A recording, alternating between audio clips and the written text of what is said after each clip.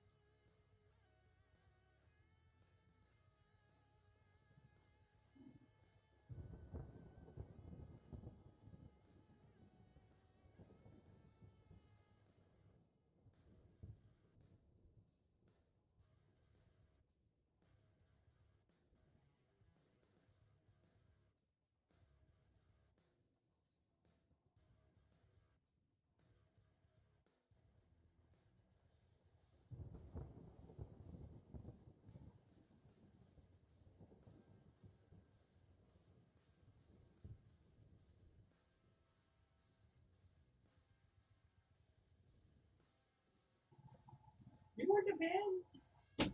You want one of that over here? You want one of that over here? Mira, you want the bed? You want up here?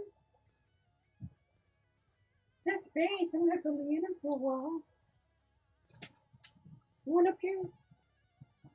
No, no, baby. It's too comfortable. It's too comfortable. I completely understand.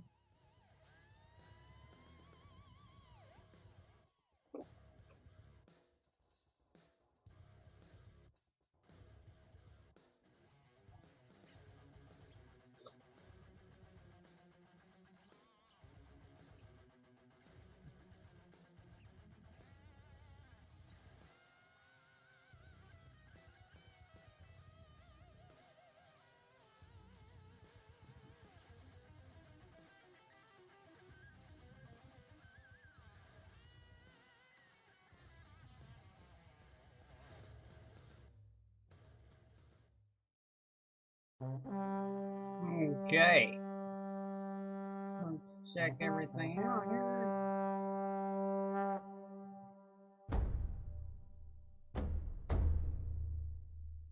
Oh, we went with normal latency. Okay. Okay. Check everything out. Oh,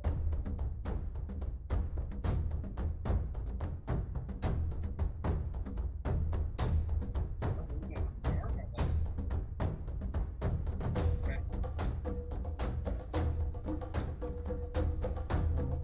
Okay. Okay.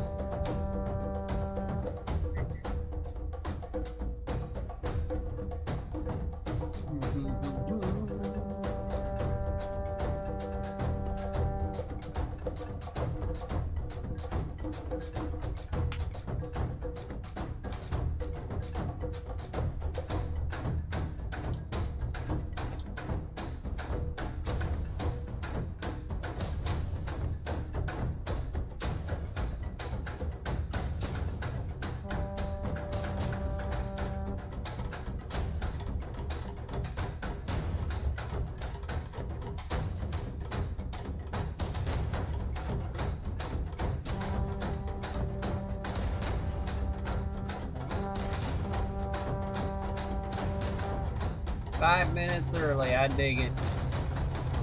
I dig it, I dig it, I dig it. Good.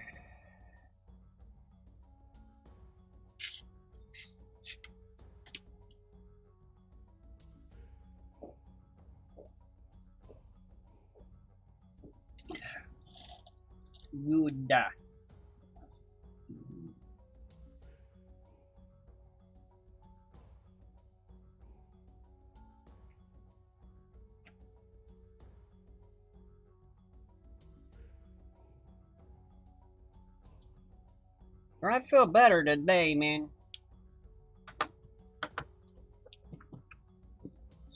I had a pulled groin the other day.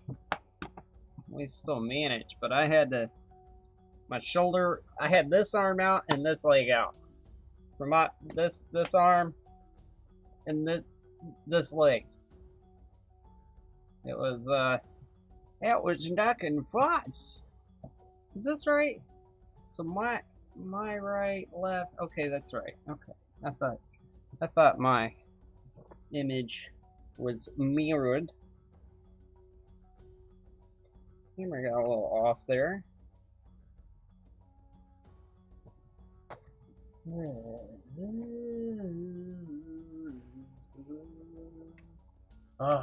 Ooh.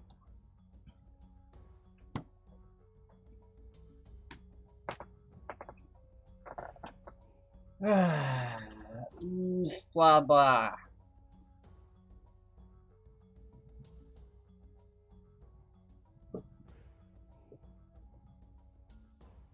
Hardest part of getting comfortable is the feet.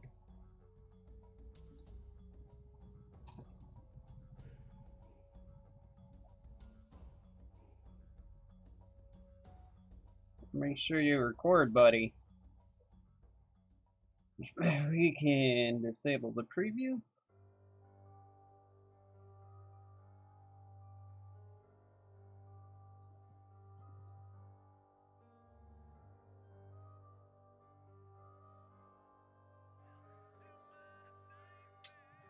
Chat is available. That's cool.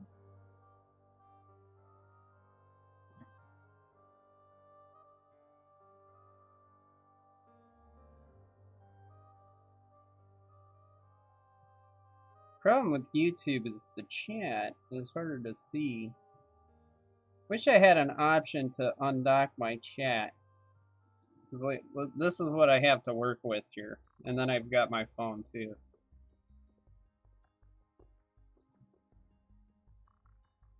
Pop out chat.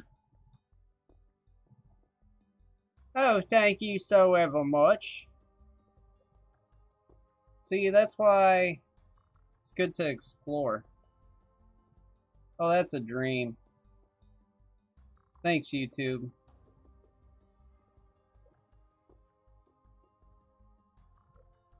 It'll take me just a moment to get situated.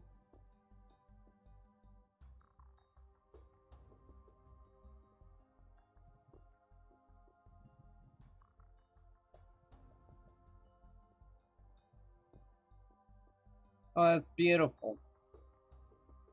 That is a beautiful thing.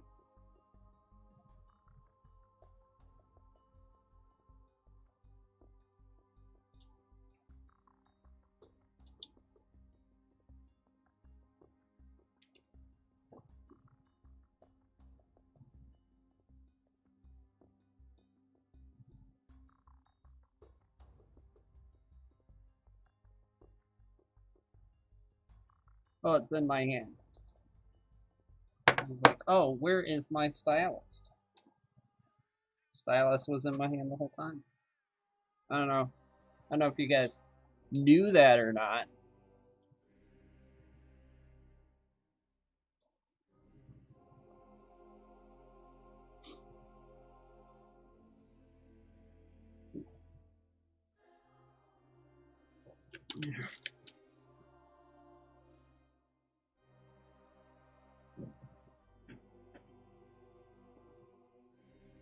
Alright, let's see what she looks like at full screen.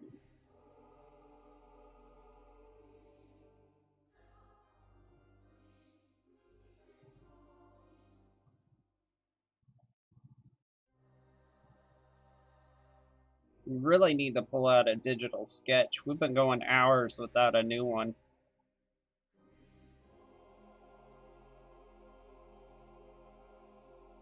Welcome to Macabre Mondays. It's what I call Macabre Mondays. It's where I work in my digital sketchbook where it's all kind of a little dark and Giger Dolly-esque.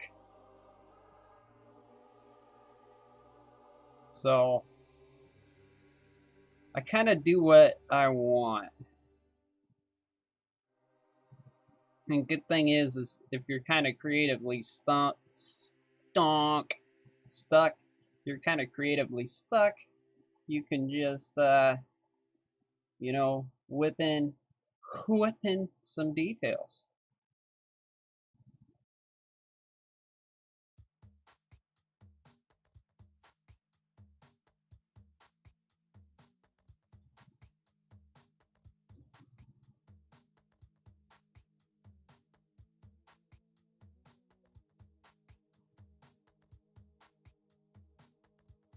Where to start? That is the hard part.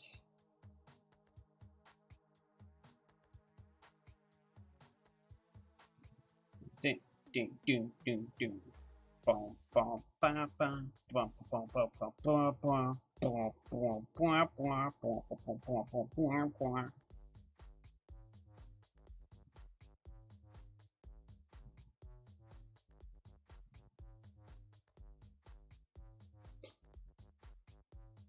I think we've been using the round brush. We might want to switch to that too. I'm just saying, buddy. What brush are we on now? I remember for next time. Okay, 178.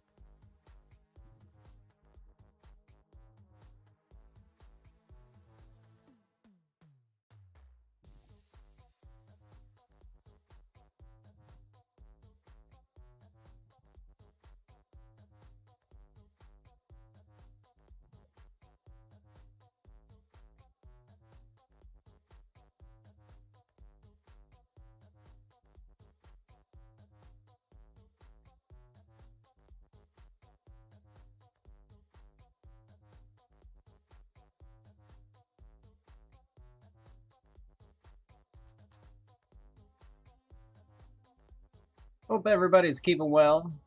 Hope you're doing good on this day. No, I am doing all right. I've been trying to learn to mellow. I think I might be manic.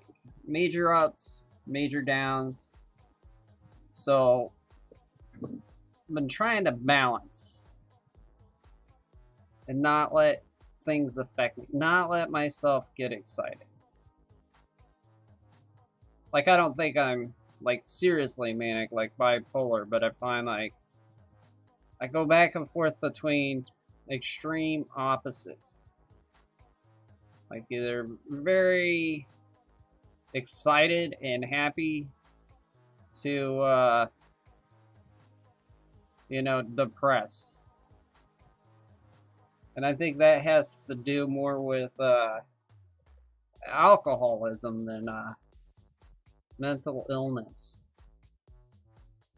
So I cut out all the BS and dropped a lot of the junk food.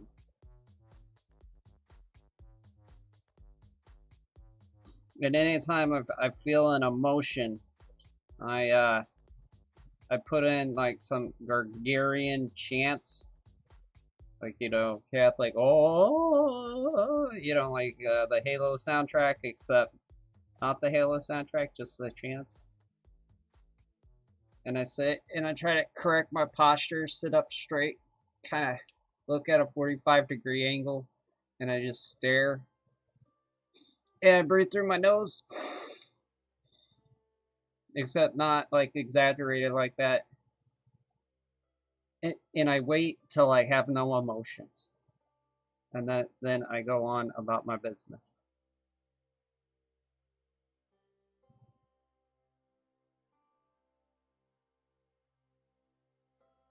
And we'll see how it serves us. So far, so good.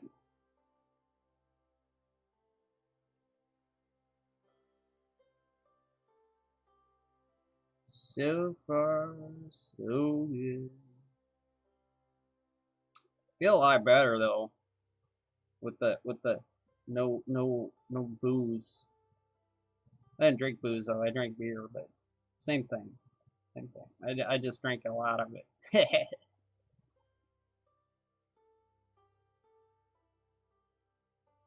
I'm going on the better part of a week without anything. It's good. Still plowing through on the vape juice, but you know you gotta have something. I cut out most of the coffee too. I have a cup of coffee in the morning. Then I go to my day job. I drink Powerade all day and eat pepperoni and cheese. Then I come home at dinner. I take a nap. So I think my streams are going to be starting at 9 p.m. 9 to midnight or 3. anywhere between them. And then I'll take another nap and then go back to work. The Victorians, they used to, like in the 1800s, they used to have 2 sleeps.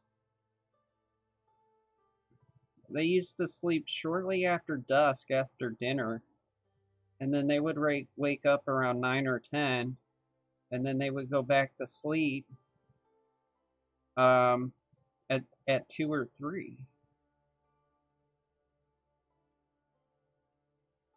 And I think somewhere with our, 8-hour labor cycles that changed and we got away from farming. So I want to try to bring that back if I can, At least for me, not for society. Society does not concern me. We can't change society, I mean, it concerns me, but not enough for conversation, It's like there's nothing I can do about the current state of affairs, Why am I gonna stress over that?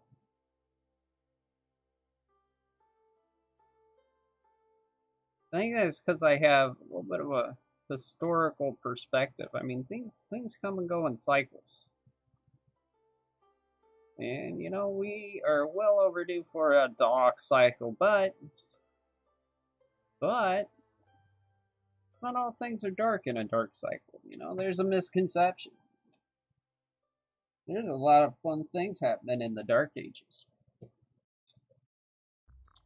A lot of cool artwork came out of it.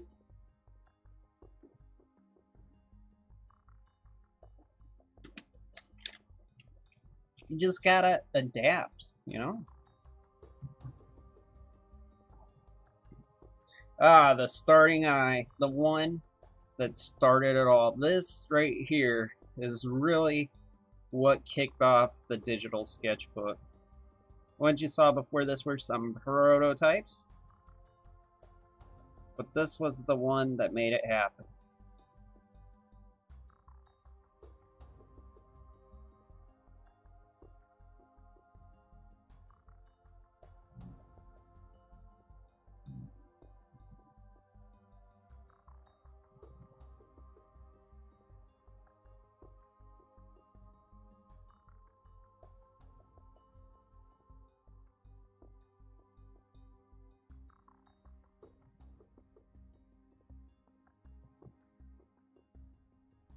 It's all good stuff, I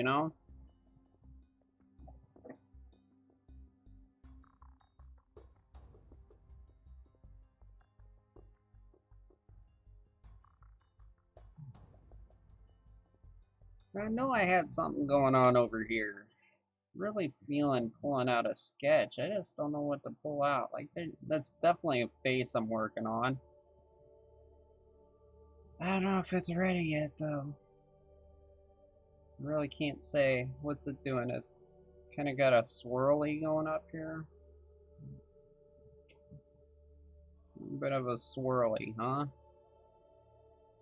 We've got a goofy tooth. This is like a skull thing in a tree. Nothing's really suiting my fancy quite right at the moment.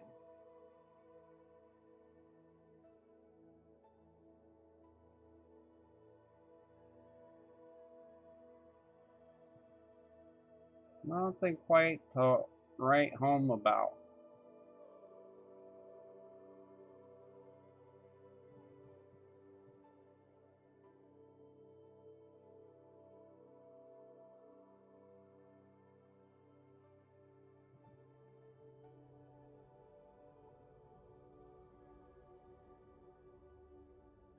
I think it might be just another day of putting in details. And I'm okay with that. It's getting too blurry over there. I want to pull out something crisp. Maybe we're looking at this wrong. Let's back up a little bit.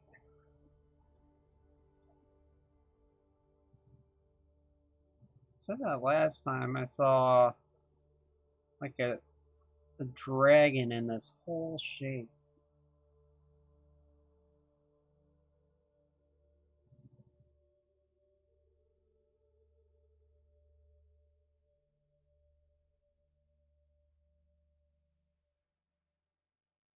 Could be wrong.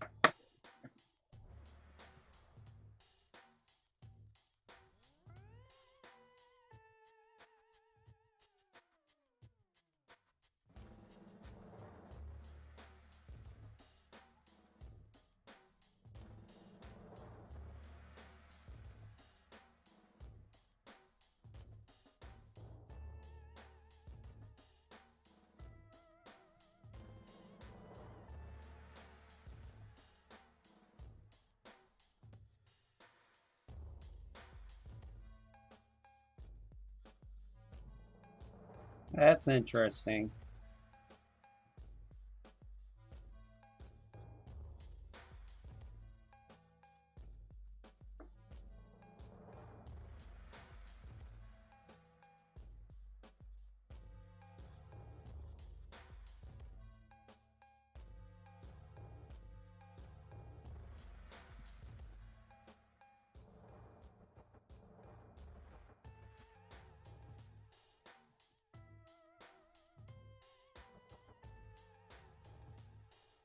Oh, what is this?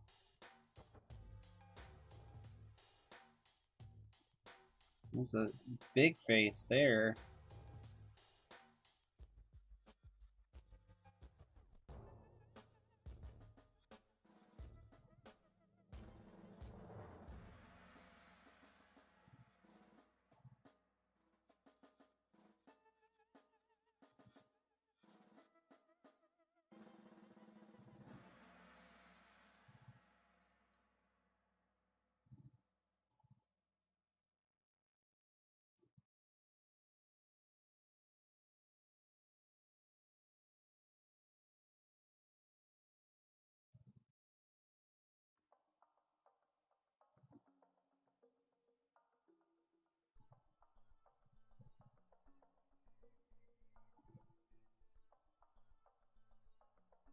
Hmm. Yeah, I just don't think it's baked yet.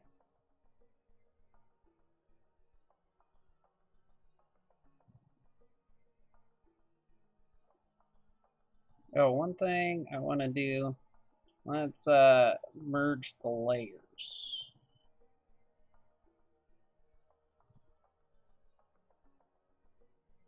Yeah, let's winky that first. Let's go. Pew, pew, pew, pew, pew, pew. Winky little layers. Okay, now we merge. That way we know the details that we put in today. How much of progress that we make a little bit later. I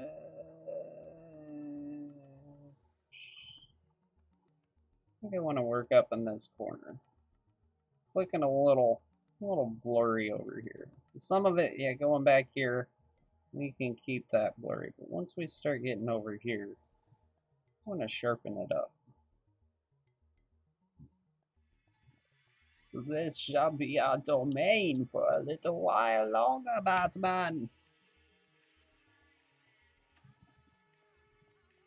10 points if you... Oh, the title's there. I was going to say 10 points if you can guess what show that's from.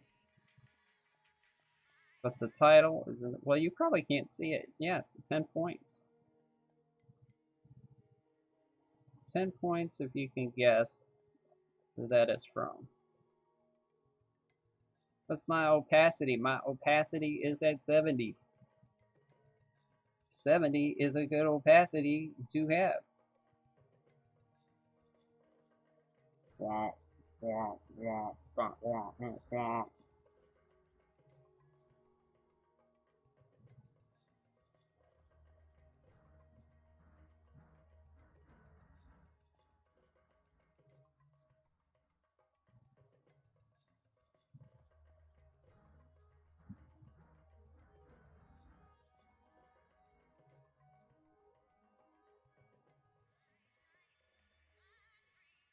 Nothing's gonna stop me now.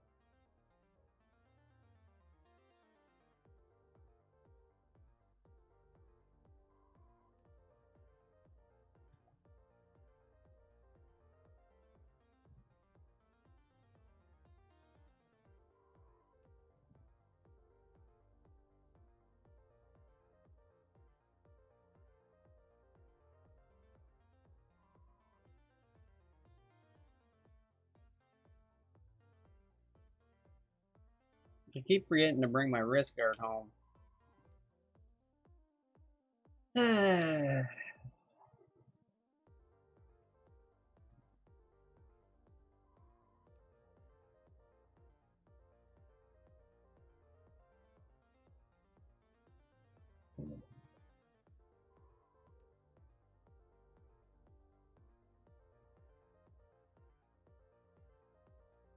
This is real cool. Like, my phone shut off on account of being a deadbeat. And, so I've been downloading from YouTube videos, and I've been listening to a lot of H.P. Lovecraft, and holy cow! Like I knew a lot of the myth, the mythos, but I didn't actually, read it. Like I'd watch like Cliff Notes videos about the different things, and that dude could write, man. Really, really, really sets the mood.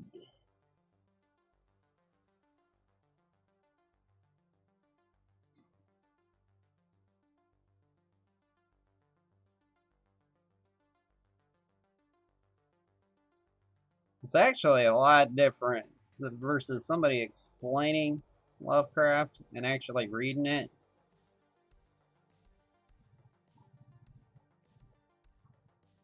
Well, like, he doesn't show anything. It's just all people's depictions, and everything's undescribable. So your imagination just goes, what, okay, so they got tentacles and they freeze in and out of reality. your brain tries to fill in the gaps, and it's a lot like my art. Very appreciative of that writing style.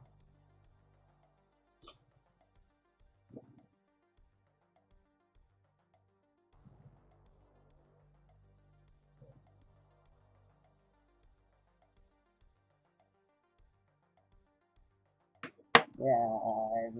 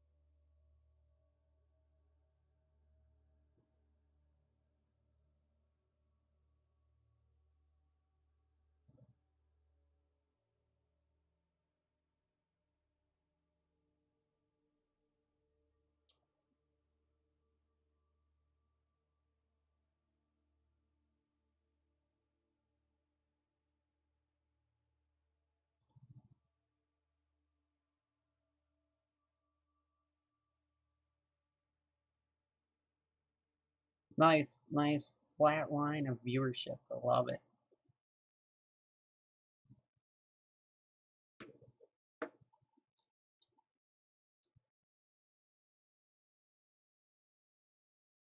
That means we can do whatever we want.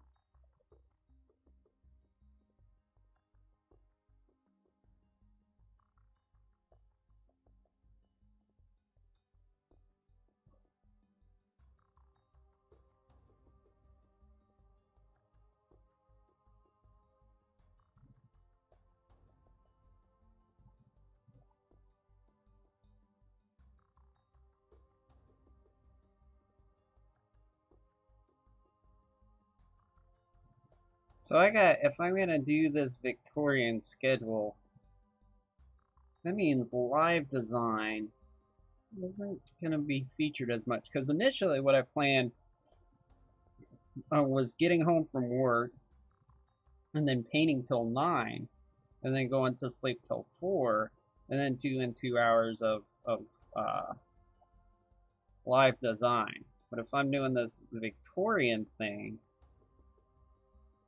working, 9 to midnight, maybe I can do midnight to 2. Let's see, how many hours is that? So we got 7, 8, 9. That's 3 hours. And then if I go to bed at 2 and wake up at 7, that's 5 hours. So if I stream here till 11:30, then I can switch over to live design for 2 hours. Okay. This might be the way. Or till I'm just too tired. I think that makes sense. Because that's a total of 8 hours a day. And that's, people definitely have worse schedules. Like, have you heard of the CEO sleep schedule? That's why every 4 hours you take a 20-minute nap. And works out to, like 5 hours of sleep a day.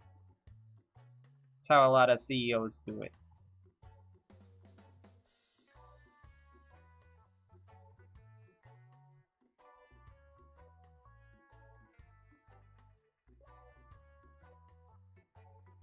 But that requires a lot of coffee. And the problem is too much coffee gives me the jitters. And that's not going to help with my desire to be level emotionally.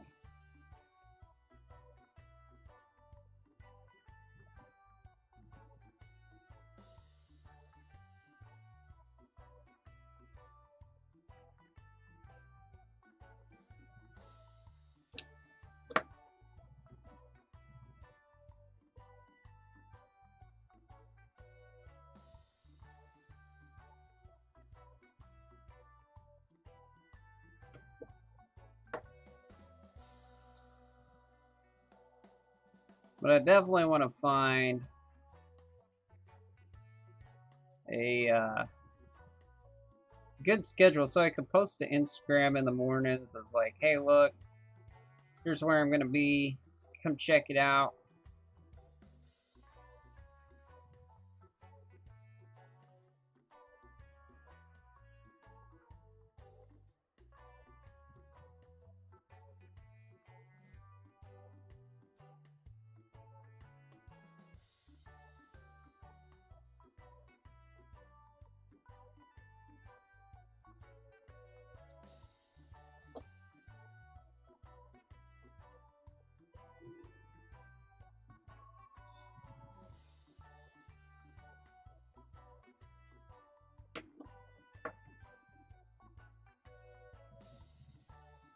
I think we're going to go for the lap. So I can have the keyboard up here. And it could be, chill. Nice and chill. Is what I'm looking for. Nice and chill.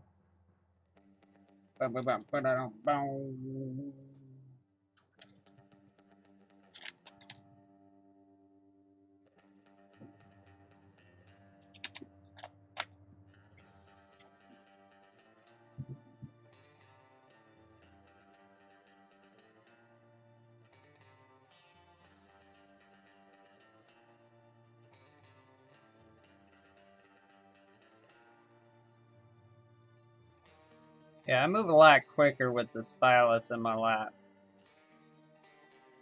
Now, you're not supposed to do that, but I've been doing it so long, I've trained myself. Some things is better to do flat. But I also think weirdly too, because I'm left-handed.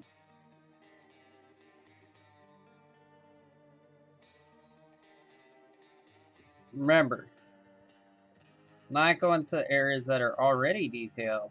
We're trying to get details in the area that are detailed. It's that ADD setting in.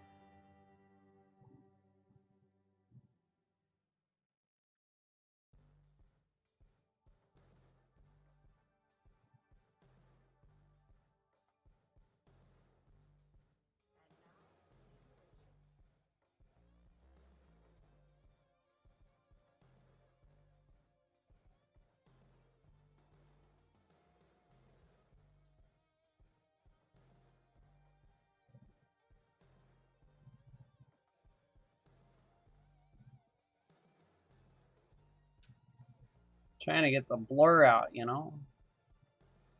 A bad case of the blurs.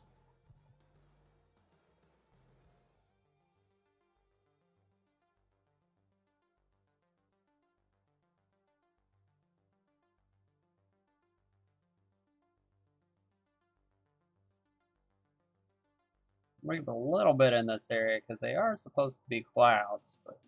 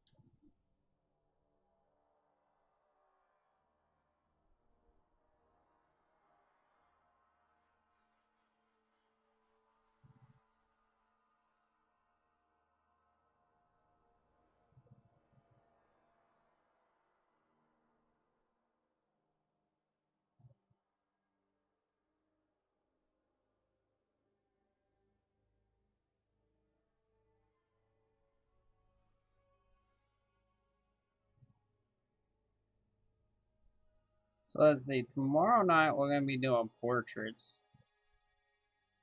And then Wednesday, we're going to be designing a t-shirt, but that's going to be over on Twitch. I'm on the fence. I was thinking Thursday game night, but I'm thinking we'll do that on Friday nights. So we have more time. So what could Thursday be?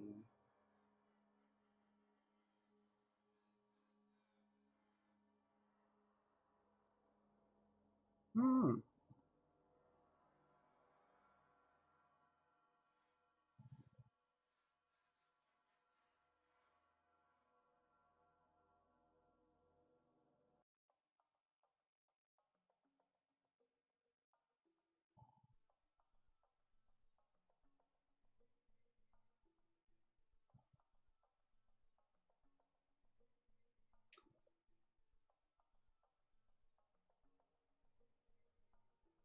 Maybe Thursday, subjective art Thursday. That might be a thing. That sounds like a good idea where I take suggestions. Did I really finish all the soda? This ain't even cold. They're cold. There we go.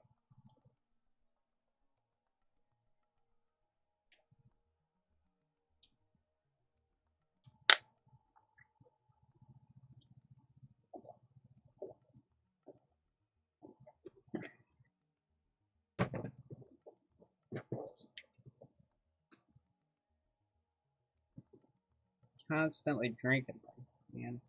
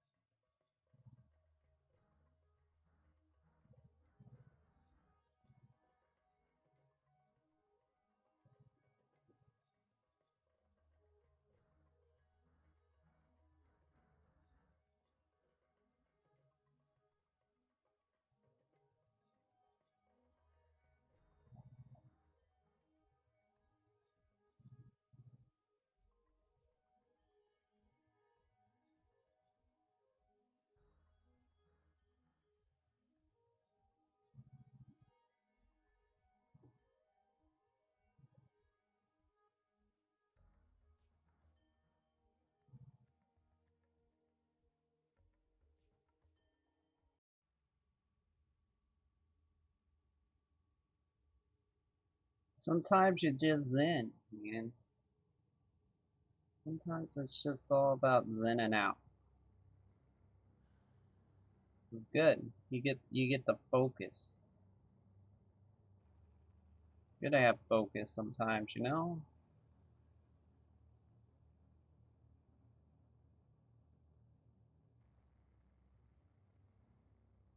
It is a wonderful thing.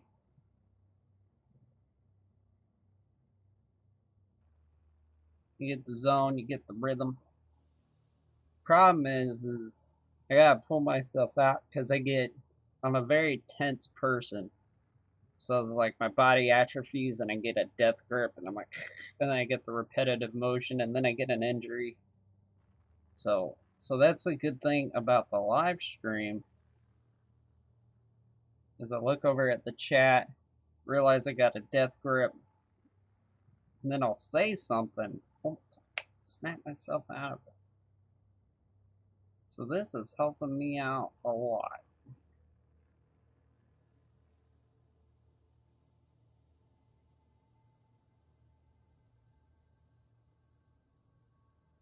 Quite a bit.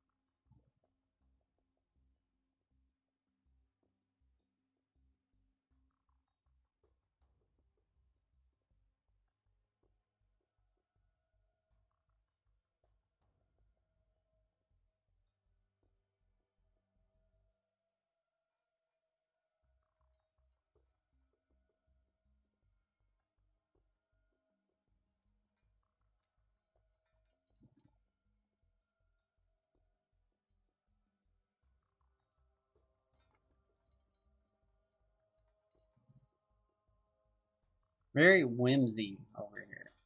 I like it.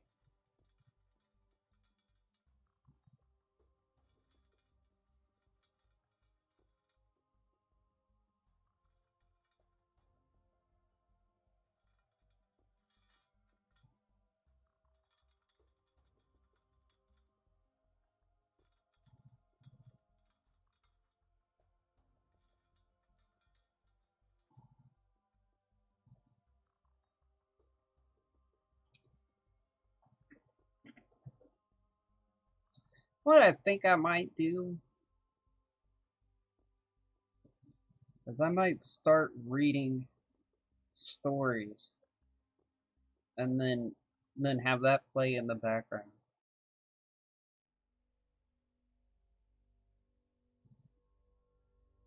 I think it would sound awful, but I think it would be fun.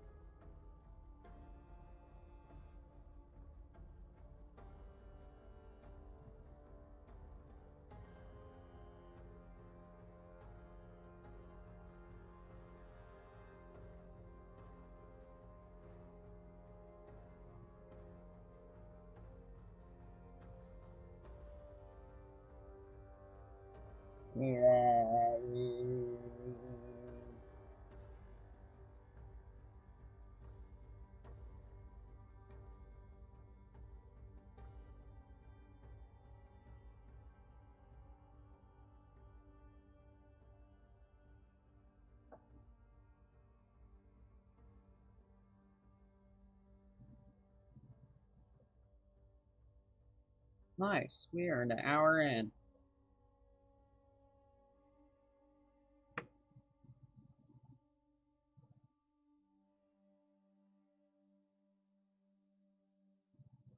That's what I like to see.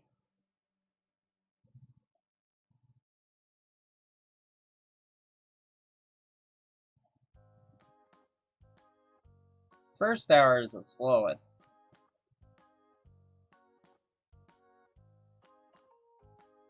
Then it starts to go quicker.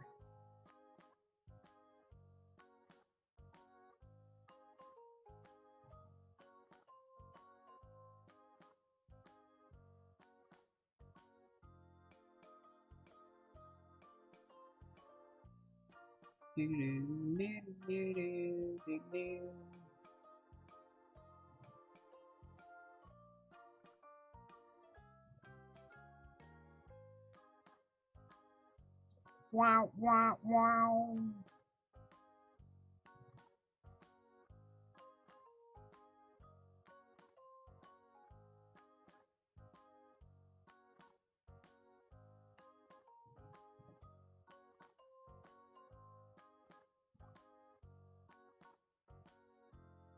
Boop, boop, boop, boop, boop, boop.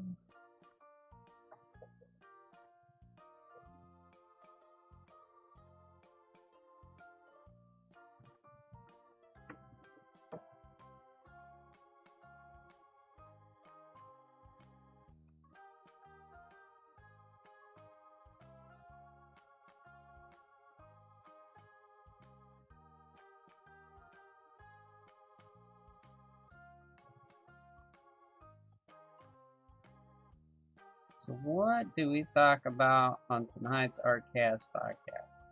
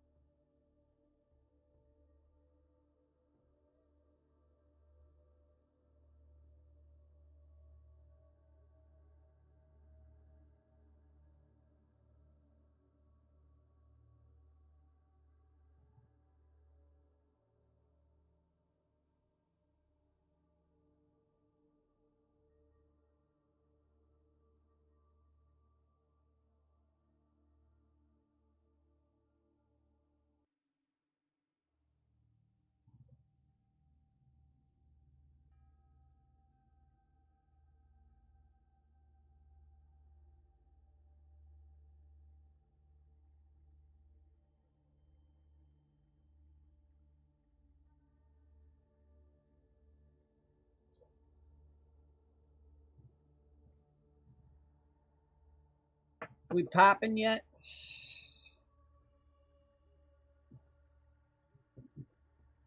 Oh yeah, we popping. Wow, we're making progress tonight.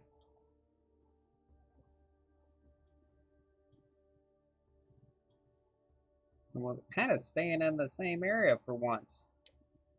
Usually, I'm scattered all over the place.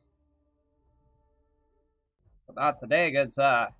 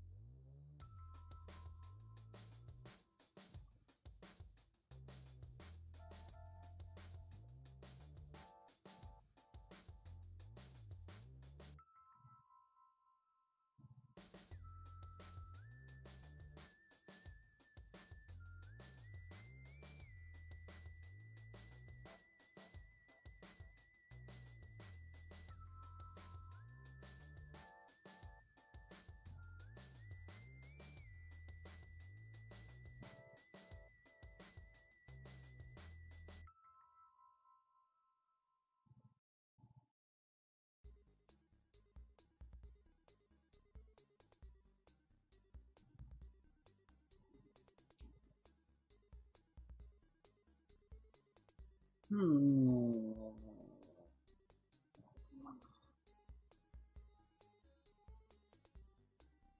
I'm just thinking about how I can be eccentric. Like Belly had the mustache.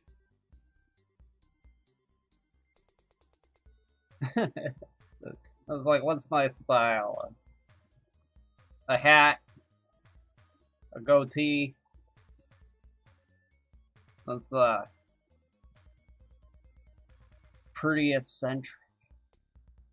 Maybe I'll wear a cape or Viking hat. See, as an artist, you gotta stand out.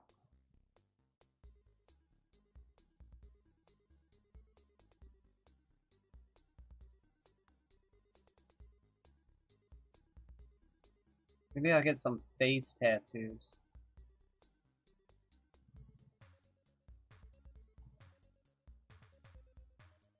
I could wear spurs.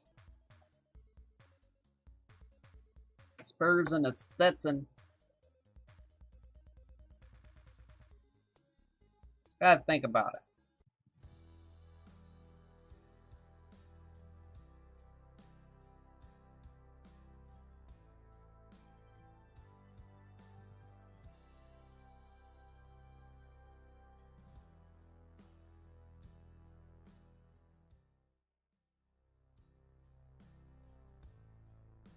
My head dropped and I feel a crank in my neck. The curse of the digital artist.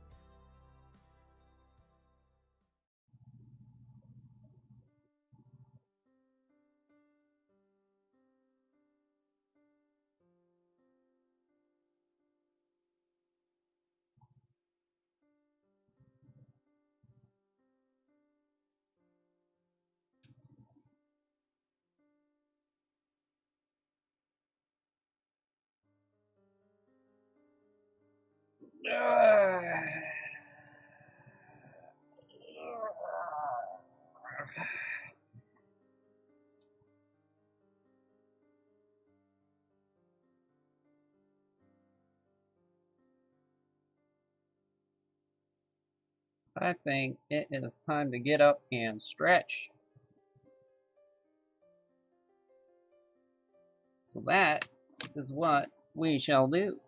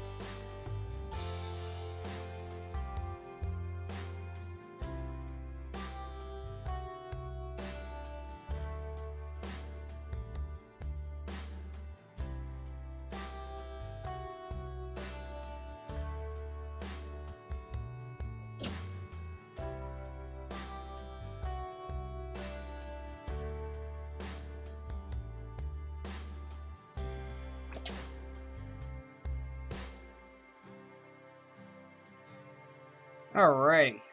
Hey, what's going on, candidate? I hope you're having a good day. Bam. Yes, I am.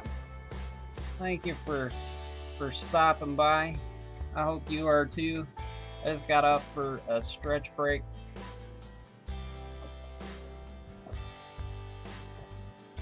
And to get some tea. I certainly appreciate you stopping in. Yeah, painting takes a lot of hydration, you know. Gotta toggle my recording.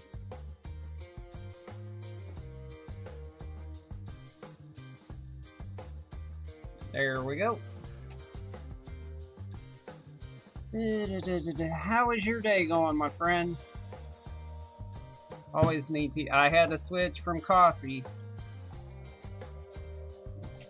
Coffee gives me, I've reached that age where I drink the coffee and, you know, I insert inappropriate Michael J. Fox joke here. I'm a horrible person.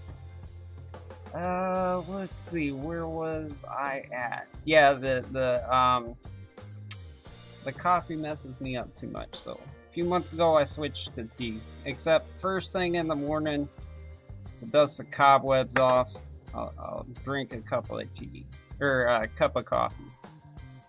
I do miss the alertness it provides, though. Let's see. Okay, we're recording.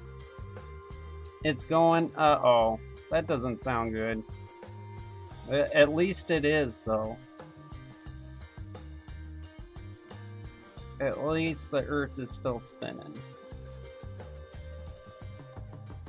Oh, that's pretty good, an hour's worth. Usually it's a lot less than that.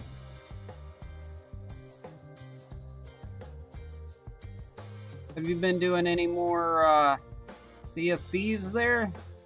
Any more grand adventures with the Doge?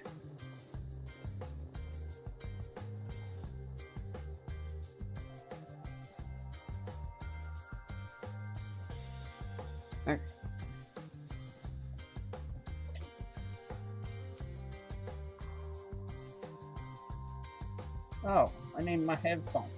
That's what I'm missing. I don't have the music. Yeah, come here. There we go.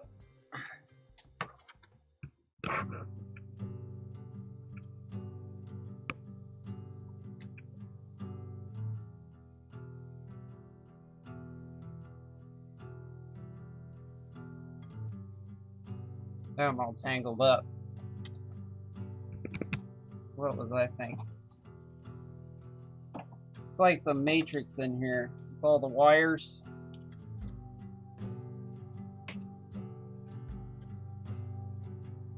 Let's see. I played with him a few days ago. I think we're going to play again when they drop the new stuff on the 9th, I think.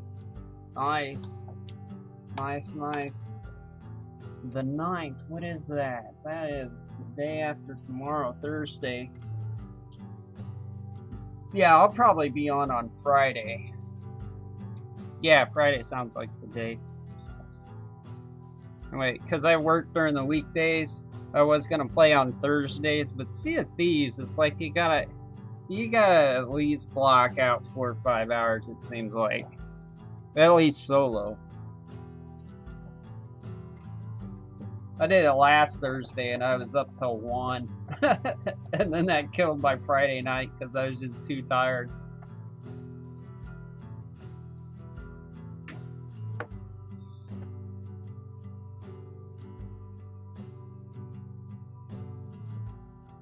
Like, Sea of Thieves is a full day's work.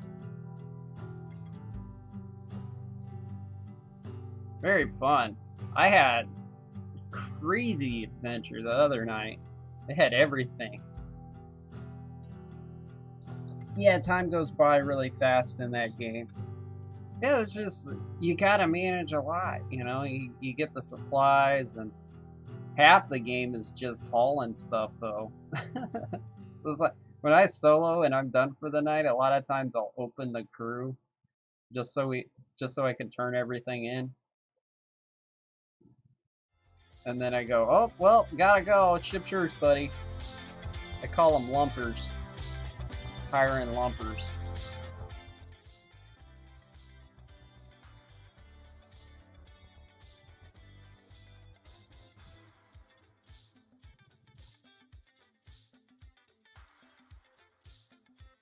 How long have you been playing Sea of Thieves?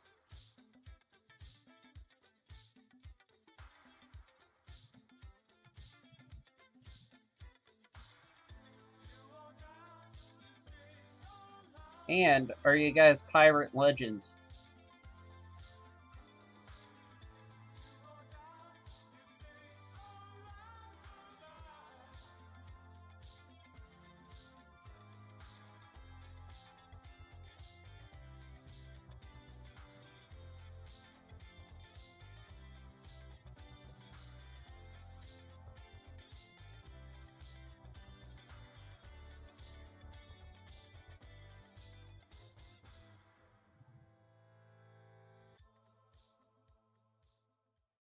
I am I think I'm a little over halfway to Pirate Legend. But now they're having, I guess, Pirate Renown come out. so soon it won't mean nothing to be a Pirate Legend. There's a new goal on the horizon.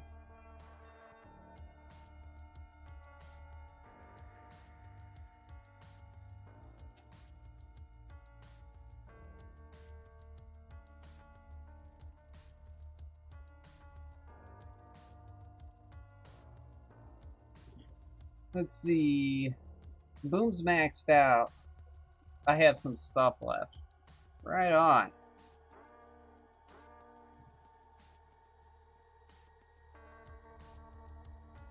Yeah, I think I'm 38 on gold, and then I'm 42 on Order of the Souls, and then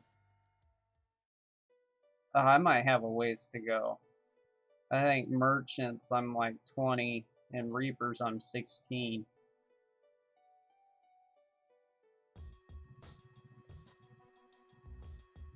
But I'm enjoying the slow burn on it.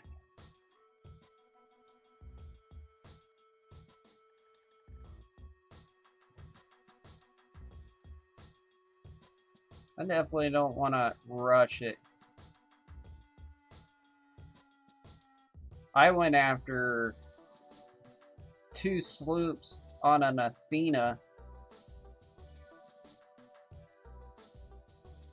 This is the other night. And gave them hell. I almost got it. I was super excited. And I wound up opening the crew for some help with the cannons. And the guy betrayed me. It's like, this wasn't my idea. It's like, oh, come on, it's 2 ships versus us. You're just getting in. It's the pirate game. It's like, it's one thing if you're OP'd, but if you're underP'd and you're giving them a run for the money, I think that's exciting.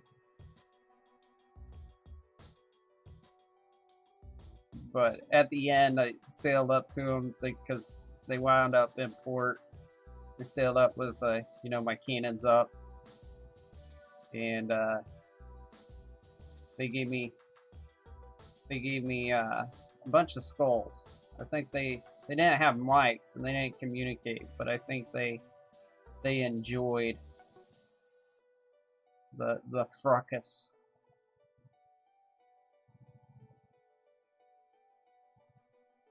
Because it's not too often you see a solo slooper go up against 2 ships. And I about sunk one of them. And what they had to do was they put all the loot on one ship and kept one ship there to keep me distracted with one guy on it, and it totally worked. And they were able to get away.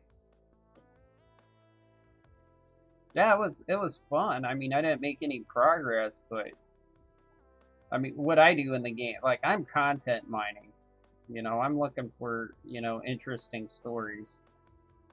You know, the gold and everything else is secondary.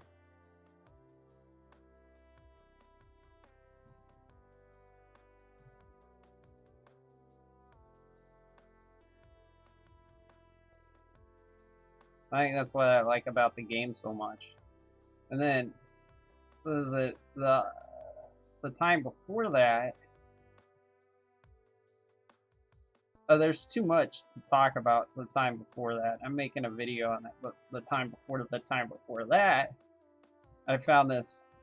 Well, I thought the sloop was gonna shoot me down because I was on an island and my ship was sailing and I had a mermaid to my ship, and I thought the guy was going to sink me. And I get on my ship and he's not there, and I see him heading to port, so I followed him. And then I went on his ship and he wasn't around and there was nothing on it. So I tucked in the crow's nest, and then it turned out it was this guy's first night on the seas. Very first time playing the game. And I hung out in the crow's nest for like an hour and watched him go, "Wow, this water looks so cool. Oh, look at that waterfall."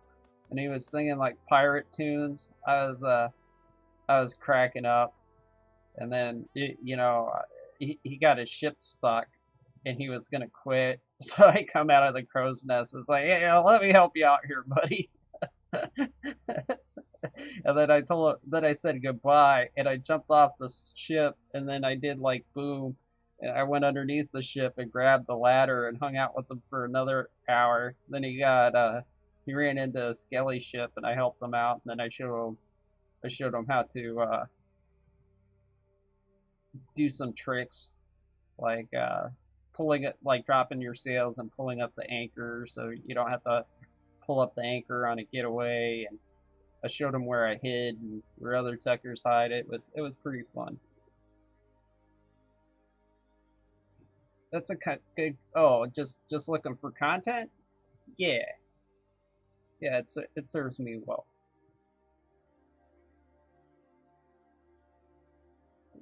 It's not too bad.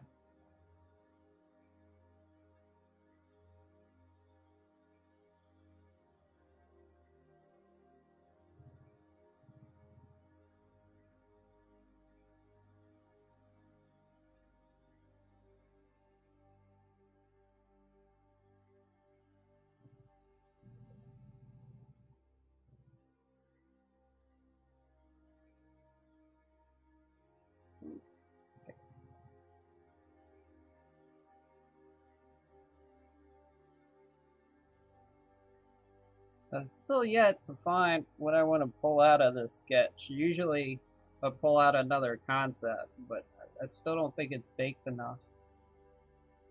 Well, I don't know how long will you be going. Oh, well, I don't know how long you will be going, but I'll be back later. I'll probably be going, what is it, 10:30, maybe an hour, but probably only a half hour.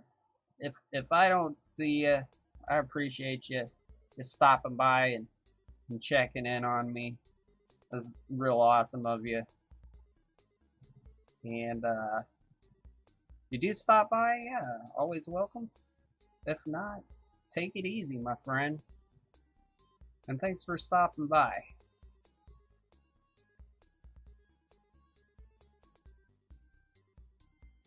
How long have I been going? I've been going an hour and a half. Oh. I strive for 3 hours.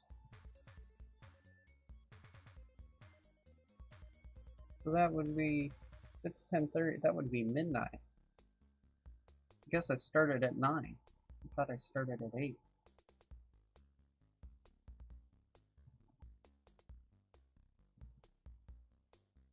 But who knows? We'll see how I feel.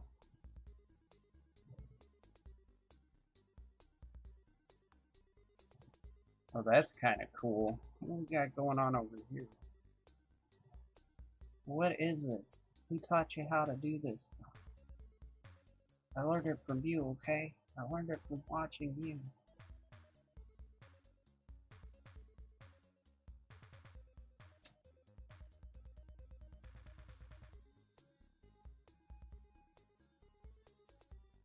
That's an interesting face.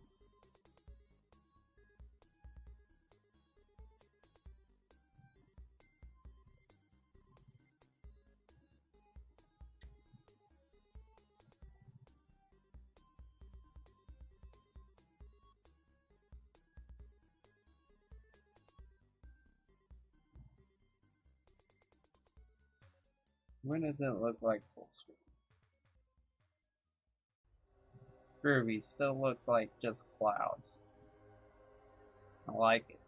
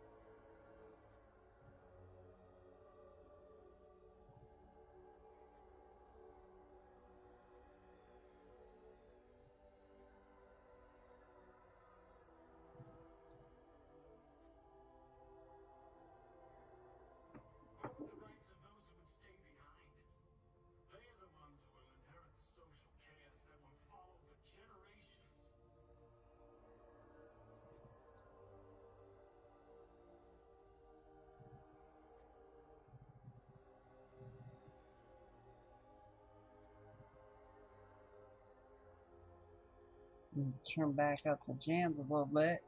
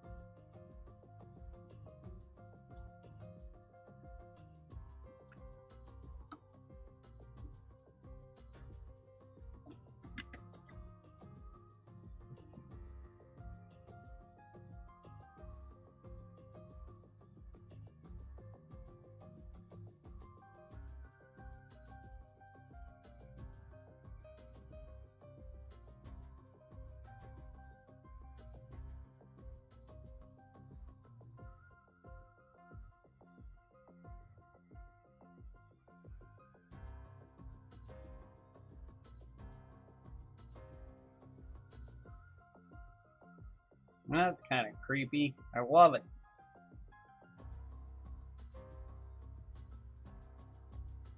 Oh, there's two faces going on there.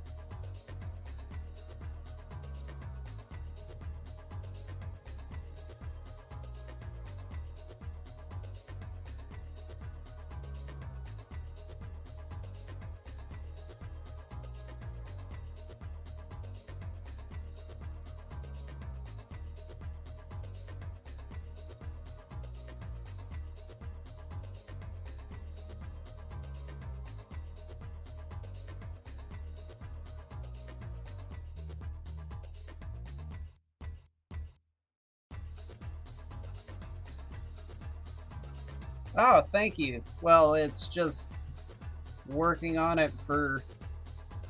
Been working on it since May. Not like every day or anything. But I don't know. I lost track of the hours. And then this is, out of the details, I make other paintings. And I am on 10 other paintings outside of this one. So yeah, I guess it is a lot of detail. But this is like, just so it lets my subconscious play. You know, a lot of artists, they just, you know, they paint the landscapes, or they paint the people, or they do the concept art. But there's a part of the brain that wants, it's like doodling. You know, no real aim in it. And then when I see something cool, I make something out of it. And then in turn, that helps me out with more practical art. When I'm trying to get it, like, this is kind of like an R&B. Like, this is how, like, you can see down here in these clouds, how that kind of looks like waves and water. I learned this technique just through, you know, these digital sketchbooks. And now when I draw, like, beach scenes, I can do stuff like that. So this is kind of like, it's kind of like the arena. What's the whole painting look like again? Yeah, I'll back up. I'm gonna get rid of, I don't like this little truck thing here. It's not jiving with everything else, but.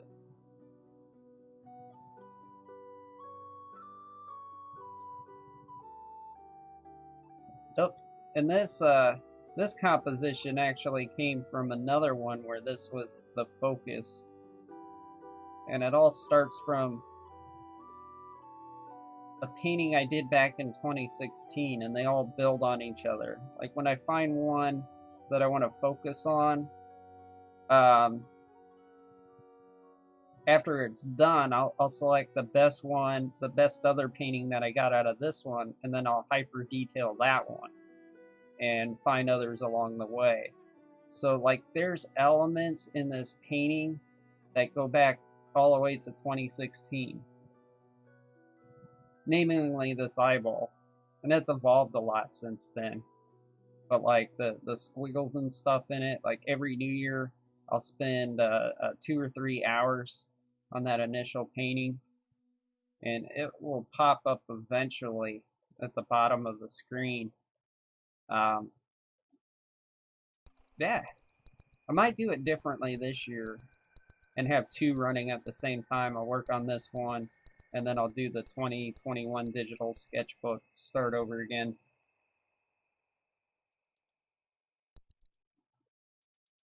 And I have, you know, like, made up rules that I break all the time. It constantly evolves. The key is no pressure painting. You know, it's just something I play around with and enjoy myself, which is why I like doing it on Mondays. You know, beginning of the work week, you know, something fun to look forward to when I get home from work. You can see in this guy, this is where I pulled a lot of my last paintings from. And I'll change up the colors and stuff, but like this guy right here, I call him Fluffy. And then I'll flip it around. And here we got, you know, some sort of demon guy. There's some skulls there. A Fraggle Rock looking thing. This thing I'm going to turn into like an alien dragon and his buddy over there.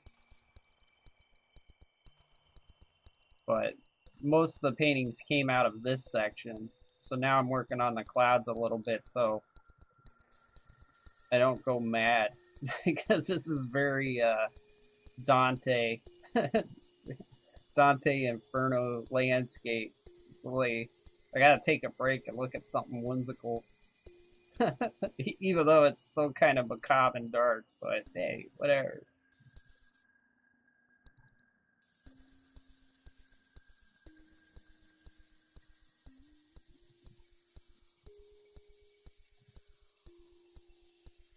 I'm really digging this area. Like, I'm calling this is going to be its own painting, and I call it Brain Drain. We've got all these faces here, like double faces. This is kind of a weird, creepy baby face, and then you got what looks like General Grievous. Like, let's get a new layer. I'm finding this very interesting. If you've got baby face, and then we've got General Grievous.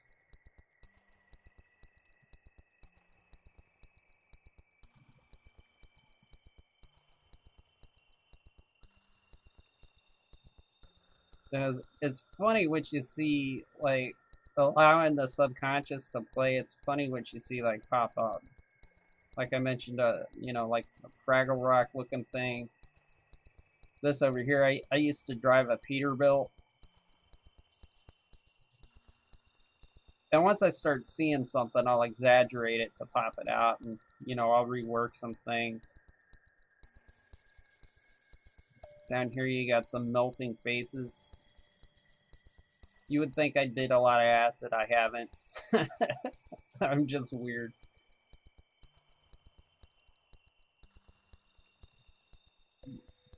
The thing below looks like a duck.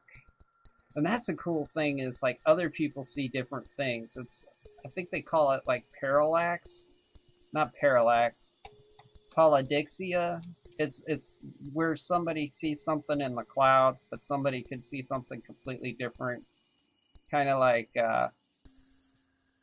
is it Pandonia on Mars? The face on Mars? So let's see if I can find this duck. You said the thing below.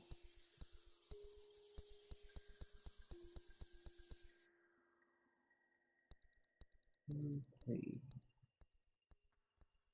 Trying to find a duck.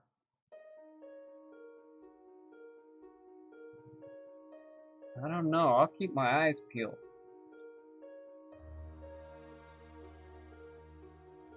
Yeah, it looks like the person who is breathing smoke and... Oh, okay. So like right around in here. Yeah, I do kind of have a duck vibe to it.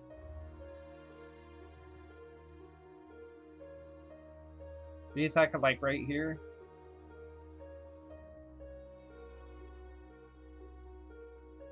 Yeah. That's why the clouds are fun.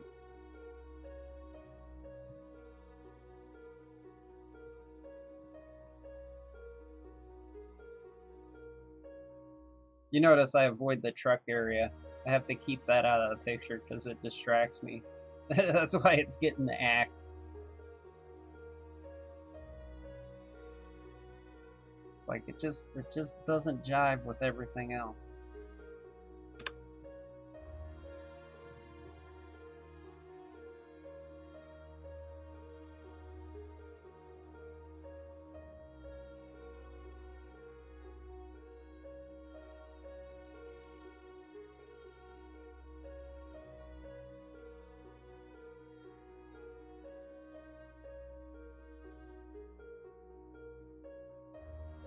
It looks like the baby from Enemy Mine. With, it's like Kirk Douglas? I don't think it's Kirk Douglas. No, it's not Kirk Douglas. Who was in that movie? Dennis Quaid? Yeah. Yeah, Dennis Quaid. That's a good movie. Right below the bones in the neck. Right below the bones in the neck.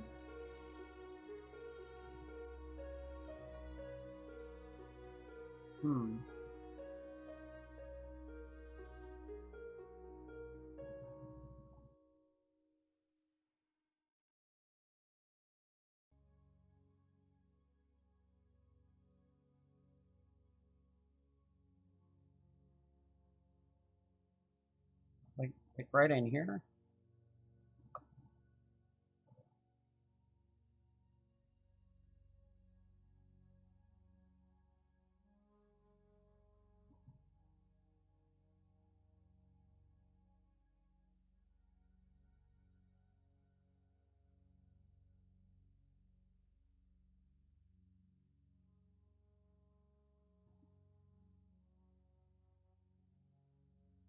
It'll come to me.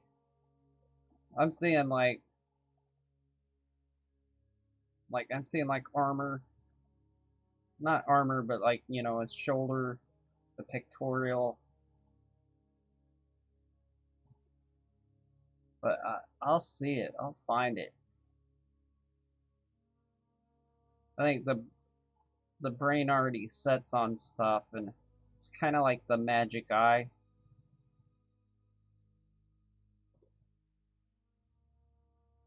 Like the smoke person's shoulder and torso, the shoulder, and that's kind of what I was thinking.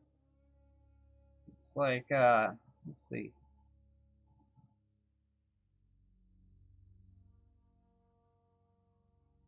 Like right in here somewhere, right?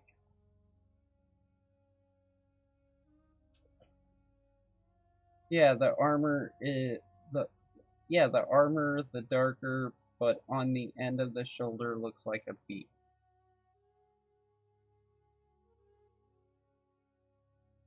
Yeah, I see it.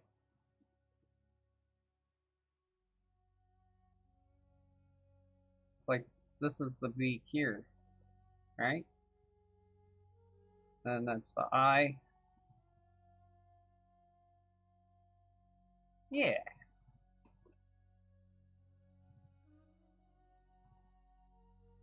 it's not bad.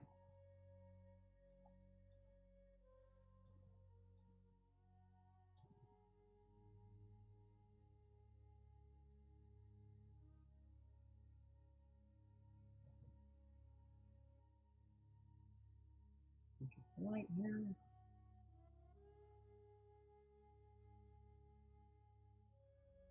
You should see, like, I got a buddy, Dak. He paints like this, but he does it with oil on canvas. He's been working on a piece for like 2 years. He's on Twitch. And usually when he's streaming he's watching anime too. It's funny.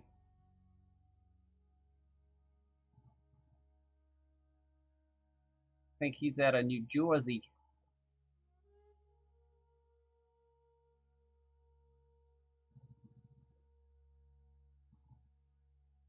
Yeah, that's what I like to hear. Yeah, well, it's like I had an art professor. It's like, art is about viewer participation. It's like you want to guide the viewer's eye, and I look at like statistics on in the social media age. It used to be people would spend 15 to 30 seconds looking at art, and now it's like 3 to 5 seconds.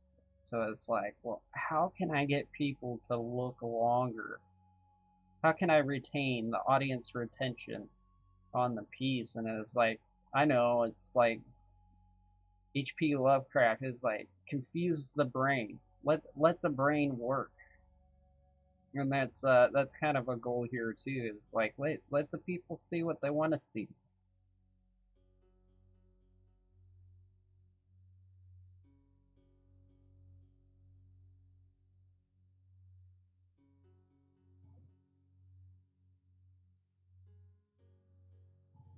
Viewer participation. When there's a mystery to it, it's like, what is that? What am I looking at? They're gonna sit longer on the paper, and they might not like it, but it doesn't matter if they don't like it. It's just how long they look at it.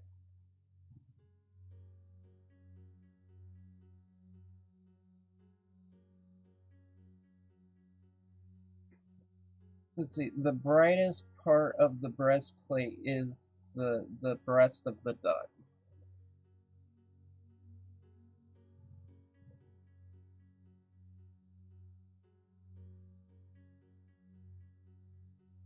Yeah, and the shoulder pad is the beak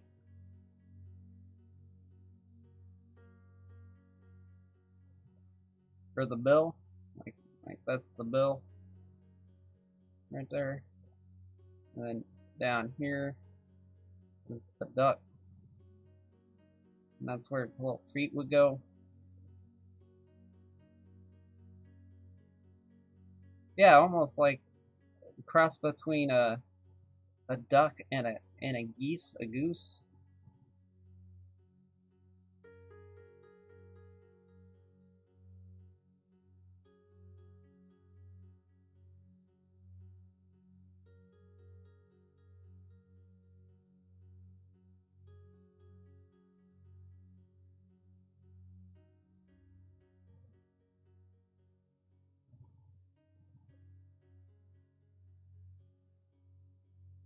Ooh, it's time to save.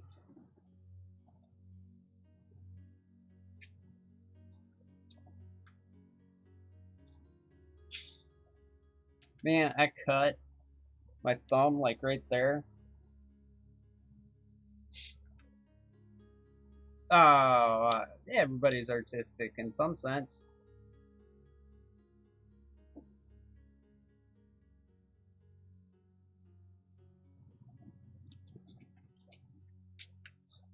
And you can will it into existence.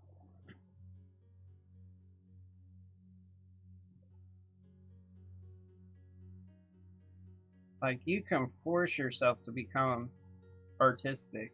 A lot of people have, even in their like 60s and 70s and 90s.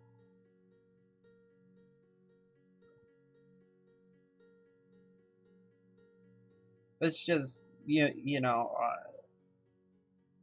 and I feel it too because like I wish I was like good at music. You know, like I've tried to play guitar and bass guitar and drums. I just went down this road. However, I am thinking about getting a bass guitar again. Only thing I try to be artistic at is my point. Yeah, that's art, dude. And I'm trying to get better.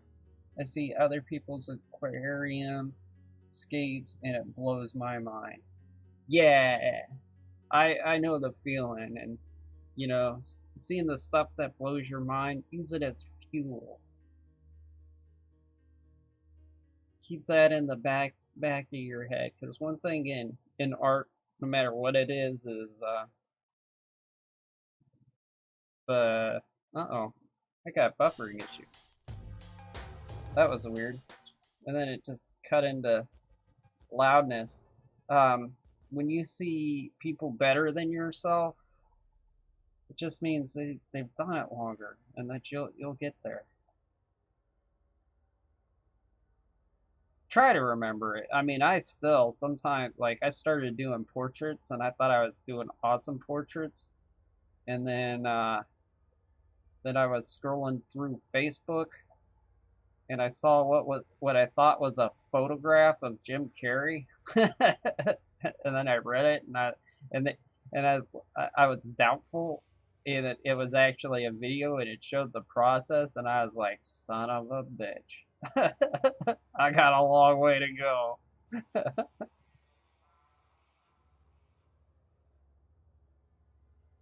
But you know, I've learned not to get discouraged, or when I do get discouraged, not to let it last long. Were you ever a big Bob Ross guy? Like I said, I'm really bad at painting, but always wanted to be able to paint wildlife scenes like him. Okay, I made a video about Bob Ross a little while back. Now, Bob Ross, the person, I really like. Bob Ross, the modern brand, I don't like. You know, his son took over the estate and has just been writing on the coattails. But as far as his painting method, I've done. Let me switch up my playlist here. Let me find it. Da, da, da, da.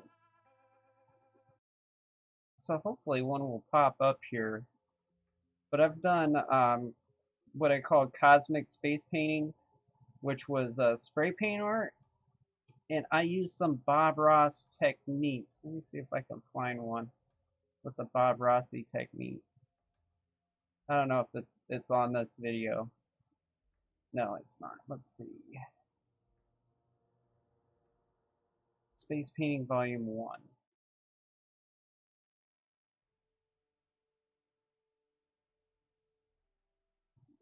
There's one that was Aspen. It'll take me a moment to find it, so bear with me. And I'll put it on the big screen. There we go, right there. It's be cool to watch.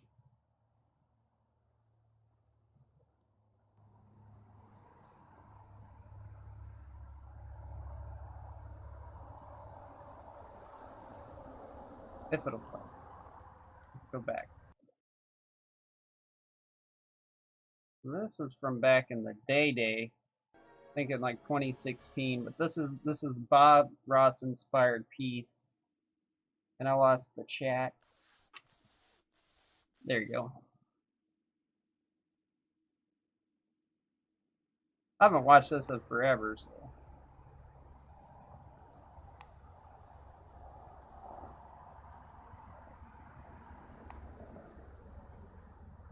I don't do these anymore because, like, even with the mask, you get graffiti long because these require so much spray paint.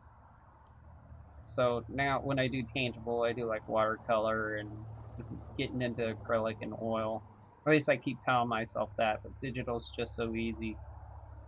But these were a lot of fun to do. It's just, yeah, it's very hazardous to your health. I guess I didn't put any music to this video. Oh yeah, I used just background noise. But you see I'm doing the mountains. And his technique is what they call wet on wet. And if you watch one of his videos and paint along to it, you can produce something, you can level up pretty quick. I mean, it's definitely not going to look exactly like his painting, but you'll blow yourself away with what you can do.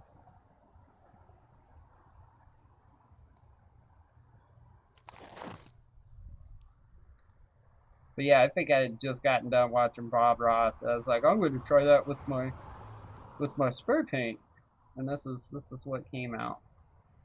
There's a little technique for the water, where you take the brush and you go down like that. I did that with a piece of paper.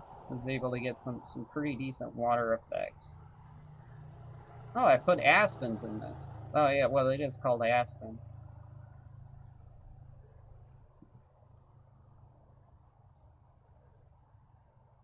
Yeah, it's probably been a couple years since I've seen this.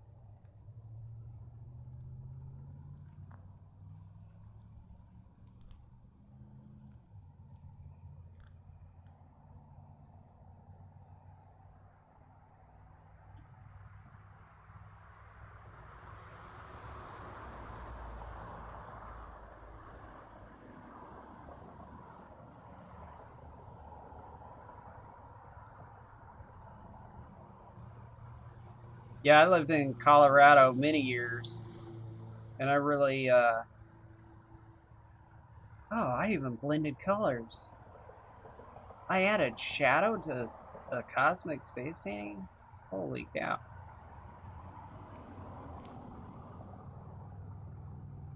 Forgot what I was gonna say. Oh yeah, in Colorado. If you ever go out to Colorado, go check out the aspen forest. It's like just the trees have eyes. All the knots look like eyes. It's absolutely insane. We'll turn down the music before we blow out our eardrums here. There'll probably be a song next. But yeah, Bob Ross, definite influence. But I'm burnt out of them. Well, what makes me mad is like they throw Bob Ross on Twitch. You always see him on Twitch, and I go, I really doubt Bob Ross is live streaming, considering he's dead. You know, it's kind of, yeah, it's supposed to be a live stream, and you can see Bob Ross in a million places, and it kind of takes away views. But I don't fault them for it. It just annoys me. Oh, you're in Oregon. Beautiful. I've been in Oregon in the big truck. Yeah, I gotta switch back to digital sketchbook. Because the music's too random on that video. Recalibrate this.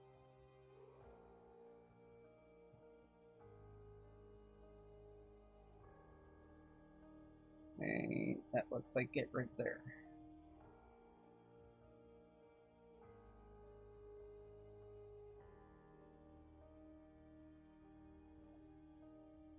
Yeah, I think I was only in Oregon once or twice, but I saw the river. Yeah, it's just Oregon's weird because all around it is like real cold, but it's like tropical in Oregon. As far as the way everything looks, it's just real lush and green.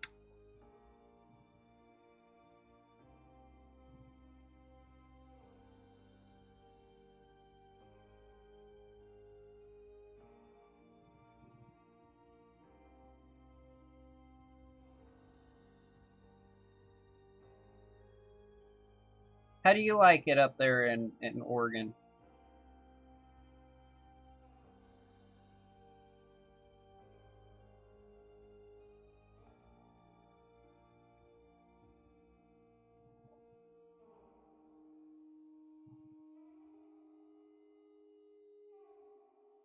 I'm on the complete opposite end now. I'm in Florida. I'm a whole continent away. In fact, I might be closer to my friends in the UK. I have to look that up on a map.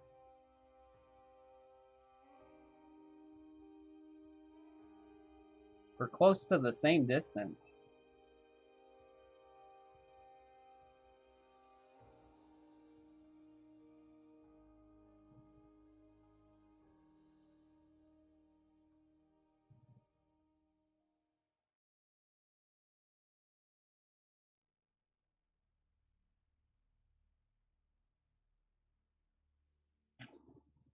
It's nice, lots of different sights. We got the beach, the mountains, and the desert.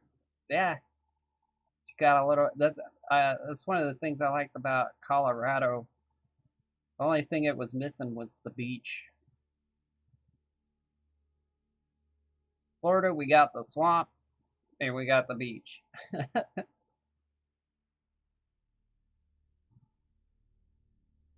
The Everglades. Everglades are crazy though. Like if you look at a map at night of the United States, one of the darkest areas is Florida. There's nothing in the Everglades, and it's kind of awesome.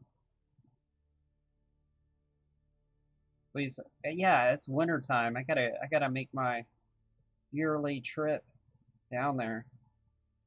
I usually take a photography trip down there. Yeah, I think in January I'm gonna do a Keys run and go through the Glades. I'll take a weekend off, sleep in my car, see some cool stuff. It's been like a year since I've done anything outside of my town. I think it's time.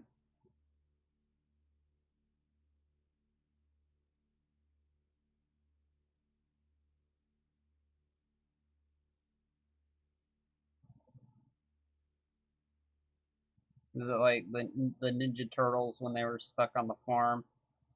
Leonardo just busts into the farmhouses like it's time to go back. I like Florida for its wildlife. I'm not built for the weather there though.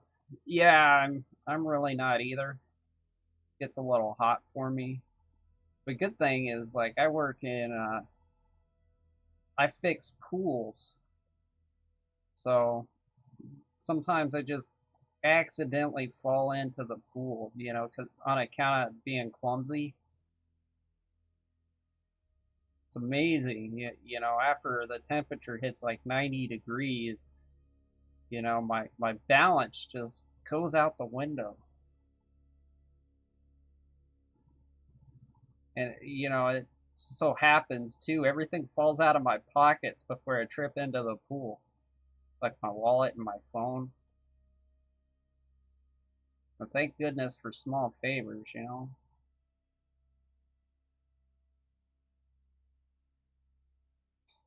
But you do get used to it. And one thing is like you also get in the summertime, you get a lot of rain. So you'll be really hot and then all of a sudden you get cooled off by the weather. Great business to be in down there. Oh yeah. Yep, yeah. Yeah, I was an essential employee. Definitely didn't lose my job. No unemployment benefits for me. It was like, oh gee, it's like, oh my bartender's making twice as much as me staying home. I was like, that's cool. But I'm thankful, thankful to have a job. It was just weird, because I get it. You gotta keep the economy going and stuff.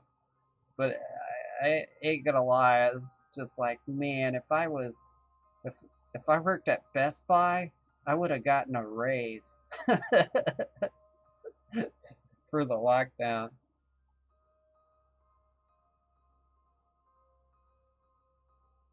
But I like doing the pool stuff, man. And that, with what I do here, the paint, like, this is all just sitting doing nothing, which, I really enjoy the painting. But like, if I just did this, I would become like, is it R.R. Martin, whoever did the Game of Thrones, that guy. I would get huge because I love my cheeseburgers, so I have to have something that keeps me active. And I could certainly get a higher paying job, but it would be an office job, and then my back would lock up because I'd come home and paint. I would never get any exercise. But I'm hoping here in the next year or so, if I can make a living doing portraits, then I get a gym membership and do 2 hours at the gym a day.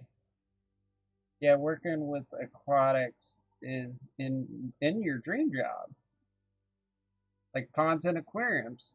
Oh yeah, oh, like a big aquarium. I could serve the pumps are the same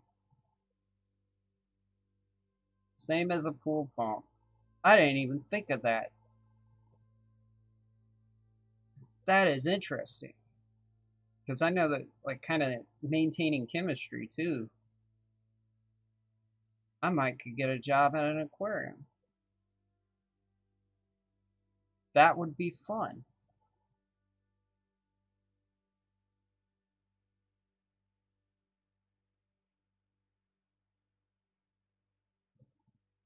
If I ever had to. I've worked for like a month. Well, yeah, they're getting ready to retire. They're not going to be around forever, so I do got to think of alternatives. But I worked for a small business,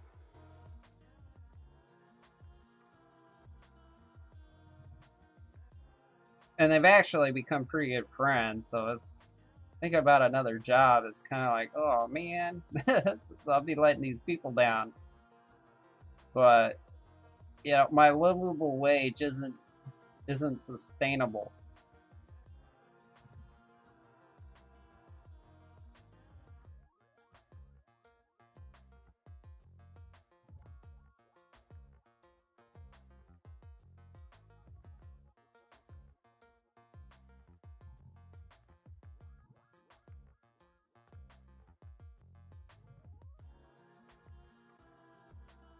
That's really cool that you're that into, aquariums and stuff.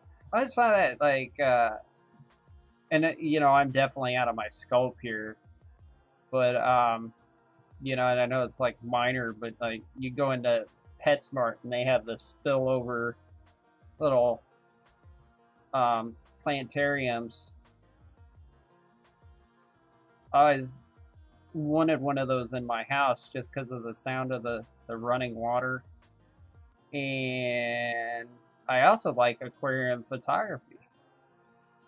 Like, I'll take an aquarium and I'll put stuff in it and have a high shutter speed and turn the lights off and put in glow sticks, and I use like a lighter behind it, and I get all these crazy light effects that I use in my art. It's called painting with light, and I lost the chat.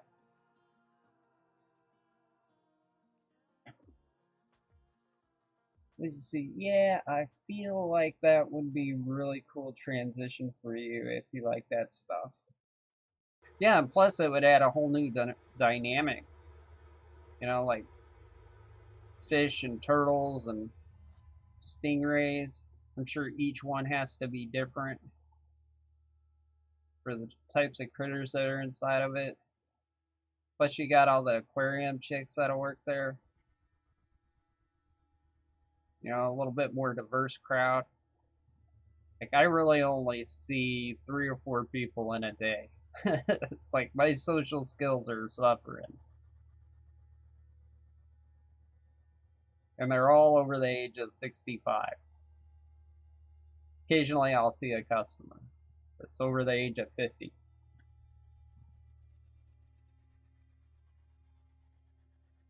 It's like I'm pushing 40 and I get called kid. That's the Florida life.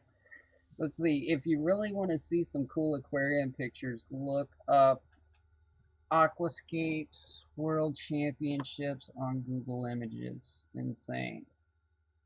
Let's do it. Minus insane.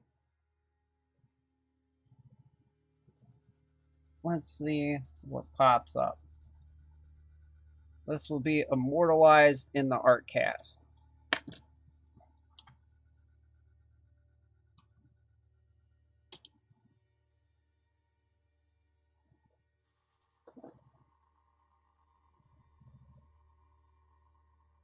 There's this aquarium YouTuber I follow. I haven't seen one of his videos in forever. Yeah, look at this. This is totally up my alley. Because I paint a lot of stuff like this. Ah, oh, floating island. What? Is that for real?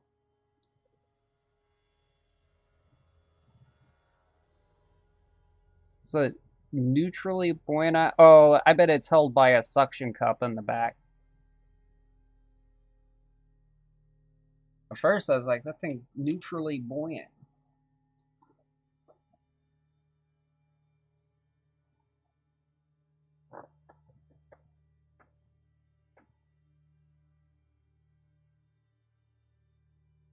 It's the Dagobah system.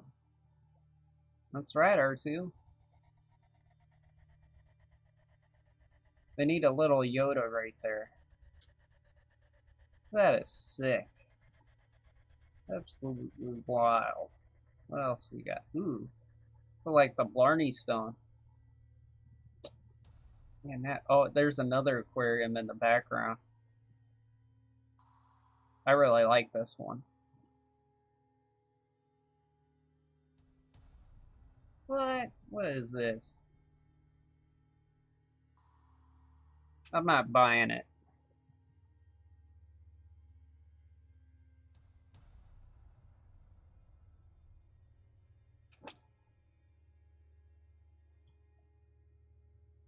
I also like the terrariums. I wanted to make a giant terrarium for Bearded Dragon. There's one out there called the Vortex. That's my favorite. This one's real cool. Vortex.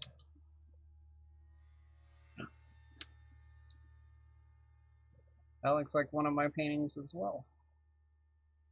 One of my early ones. It's not that good, but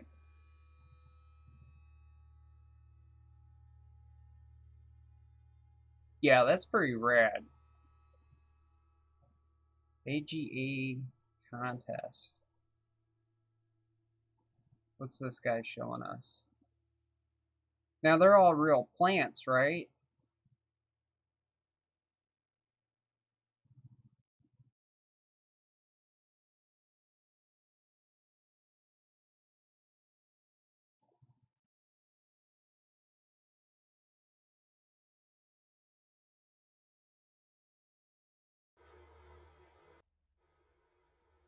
What's this one?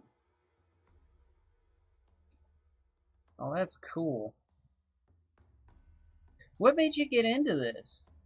Did you grow up with it, or one day you were just like, You know, I want a fish tank, and I'm gonna put a jungle in it. That's cool too. Yes, real plants. There's a Buddha. Oh, that's a tiny picture.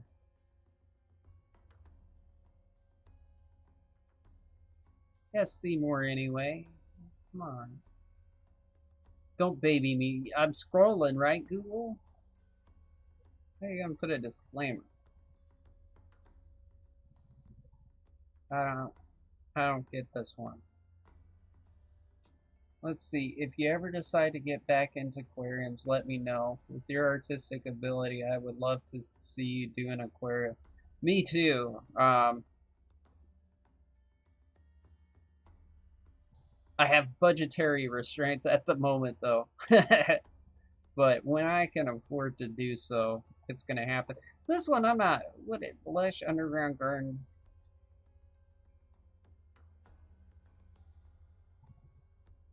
Wisp of the Pines.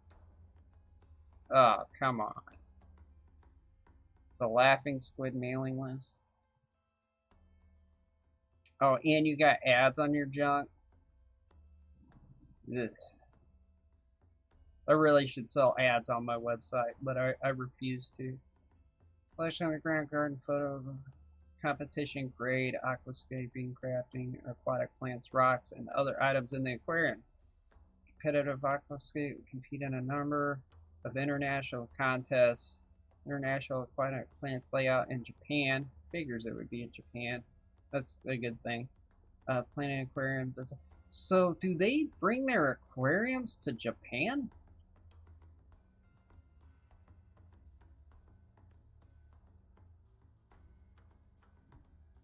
Way to heaven. Yeah, that's cool. Whoa.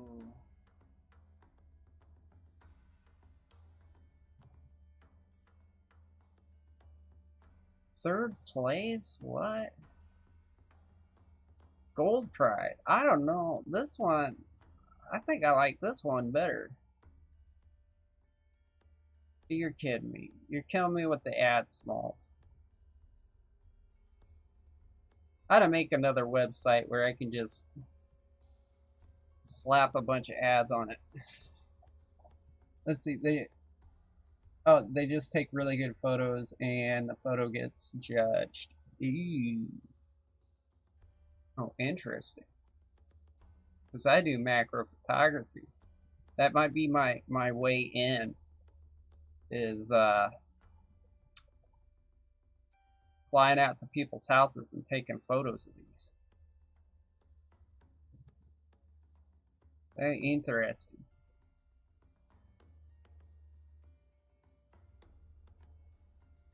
Yeah, I'm sold. When it's within my budget, I will be getting an aquarium. Might not have any fish in it.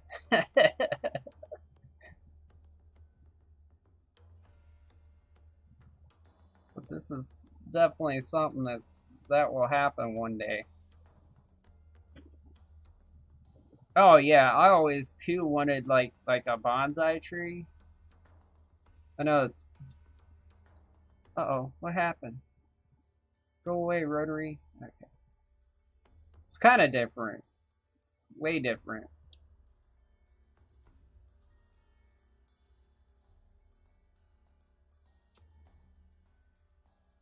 Back in my younger wild days, I was interested in totally legal hydroponics lab.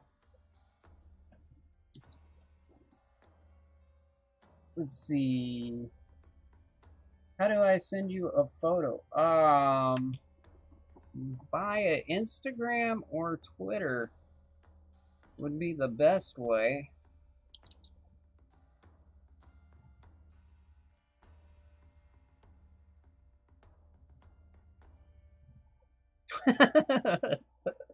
Whenever I pull up my Instagram on the thing, it's always either an Instagram model or somebody from this this guy does He goes to county fairs and takes candid pictures of people. I don't know if it's showing up on the thing or not. Yeah, it did show up. Okay.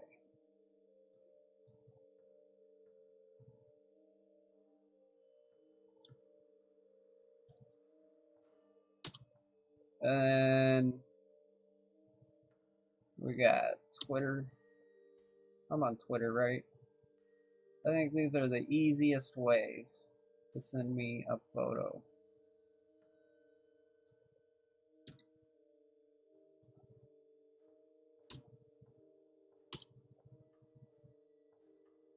Do shrimps. Oh yeah.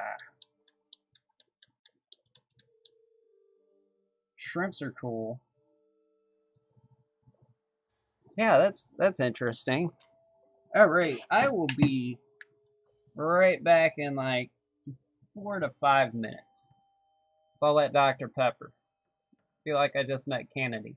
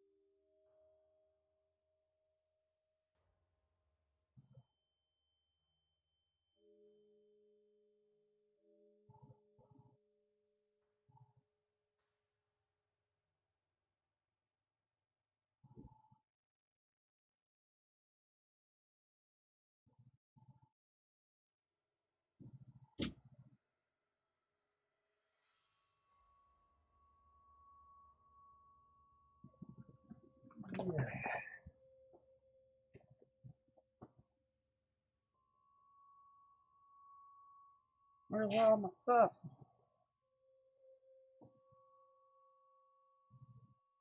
That's the problem when you got a sense of urgency. You forget where you play. Okay, here's my headphones. Here is my tablet.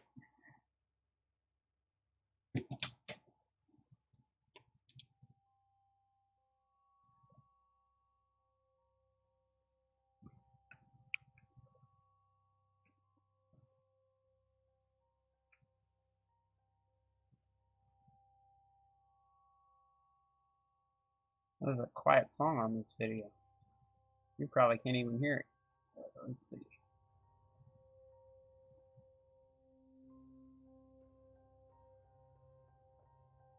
If you go to Pacific Exotics, you can see all my critters on IG. Okay, let's go back to the IG.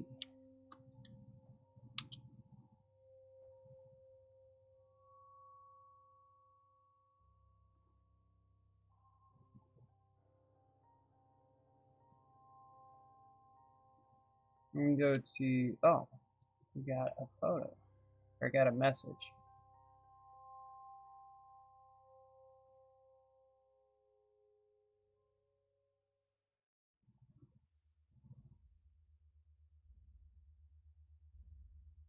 Oh yeah, I think we looked at these.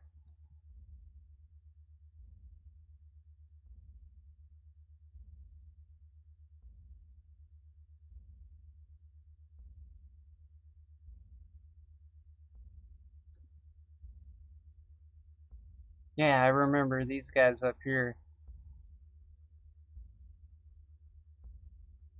So, how many is it? That a 40-gallon tank?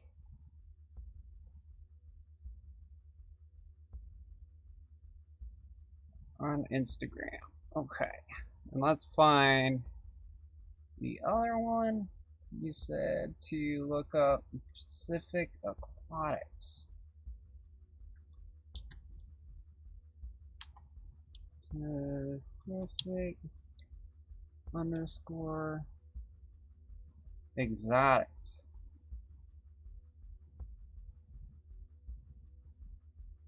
Oh, you got snakes too? A kitty cat?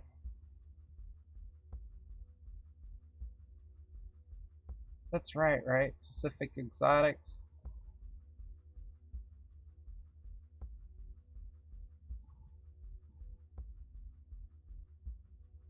There's a bearded dragon. We were talking about that.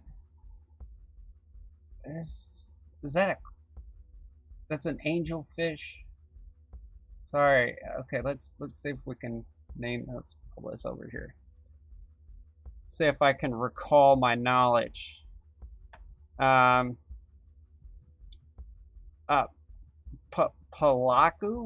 I think is what that's called.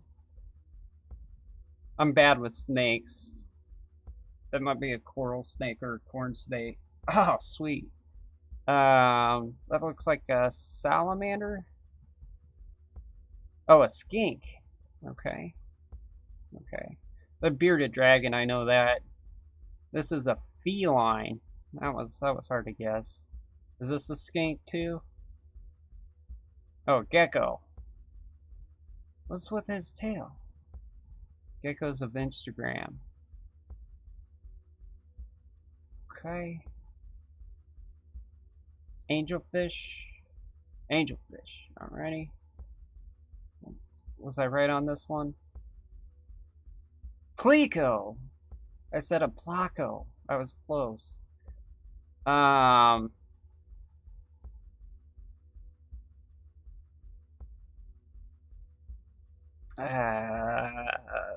King frog? I don't know. Horned frog. Okay.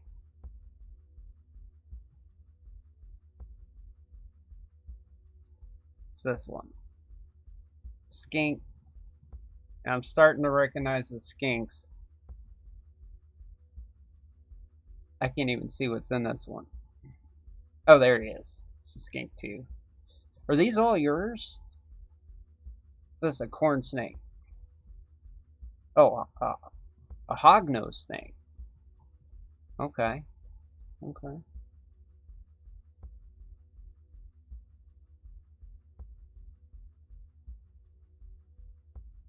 This is super cool.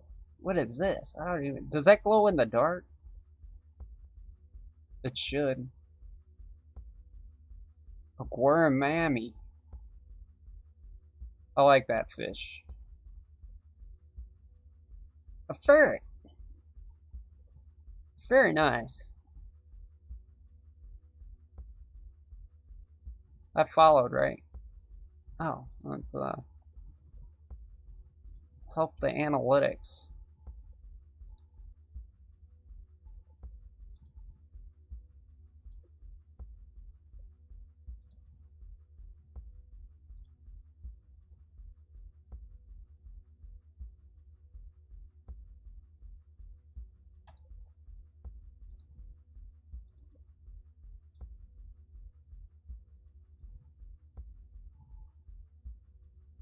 That's cool. Reminds. I think I told you last time. I had a girlfriend. We had an aquarium with angelfish, and all the aquariums had a Plico in it. And then we had a I can't think. What are their names? They're like piranha. I said it last time, but my brain is just spacing. They're the big fish that you feed goldfish to. And then we had one with a catfish in it. So 3 big tanks. We had doves, a dove cage, and we had a bearded dragon and 2 dogs and 2 cats. My favorite is that alien looking orange fish. She's a super red, long fin, bristle nose pleco. Paku! That's right. I've been saying pleku, and it scrambled my brain. I kept wanting to say pleku again.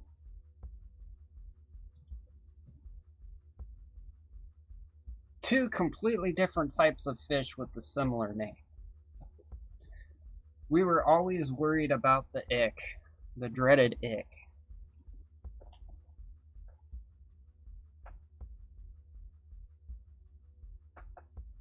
But those were really her fish. She knew more about it than I did. But somewhere on an old DV videotape, I have a bunch of footage of all that stuff. It was really fun.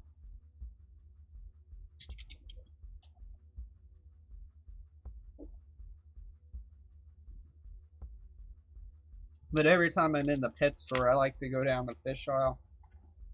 And then also to the fish props department. Let me see if I can pull it up. Let me go to my prints page, which I'm trying to get rid of.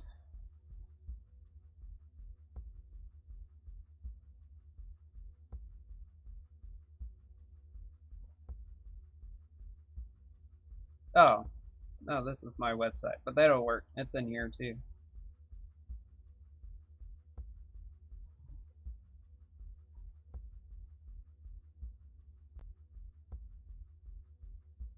It's just buried. It's one of my first posts. I'll show you what I do with aquariums. I don't know if I showed this to you last time or not. It's hard to remember it this time of night.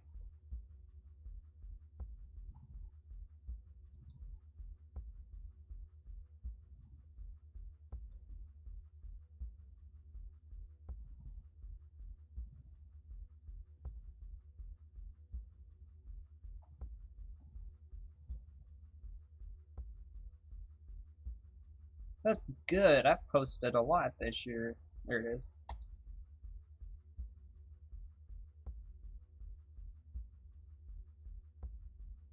Yeah, this guy. Ah! Oh, that brought to the prints page.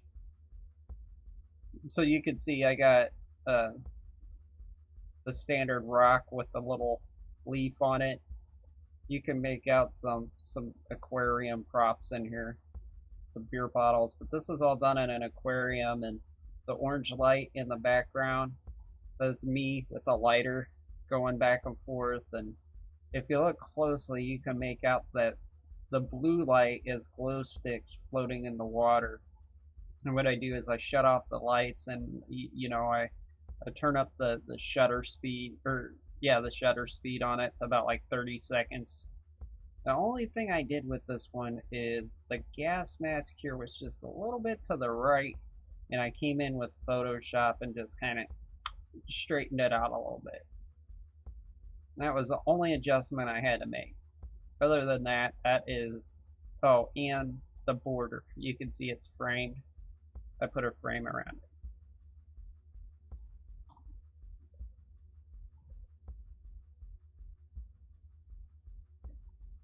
Yeah, I got a lot of ideas for aquariums.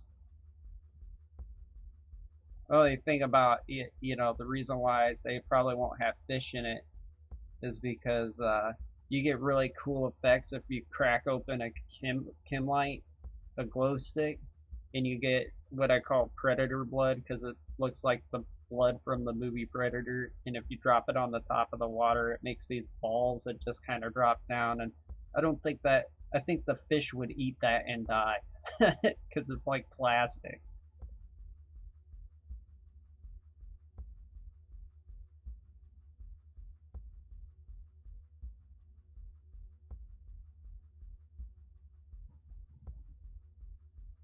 But yeah, but when I get aquariums again, I'm going to be doing wild stuff with chemicals and experiments, and which I don't think would be safe for fish. But with what you showed me, I'm thinking multiple aquariums. Because some of those, the one with the cave, and you saw the fish swimming in it, and, and the people that make it look like a desert, and then you have it's surreal seeing the fish float. Reminds me of Dali paintings. They make a new background that you can change the lighting to simulate sunsets and stuff. That would be cool. Like a monitor. I got photos somewhere where I took like Guardians of the Galaxy action figures in front of the aquarium, and then I had old Sega Genesis on a static TV in the background. That made for some cool pictures. But yeah, like in like a monitor the size of the aquarium in the background, so you or behind the aquarium, and you can put whatever back there. So it adds a crazy amount of depth. Yeah, that's super cool.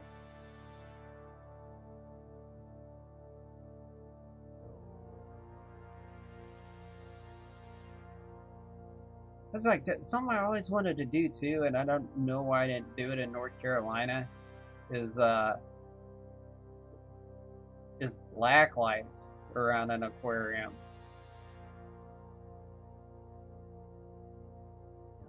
An aquarium backlit with a backlight, black light. I'm recording, right? Yeah.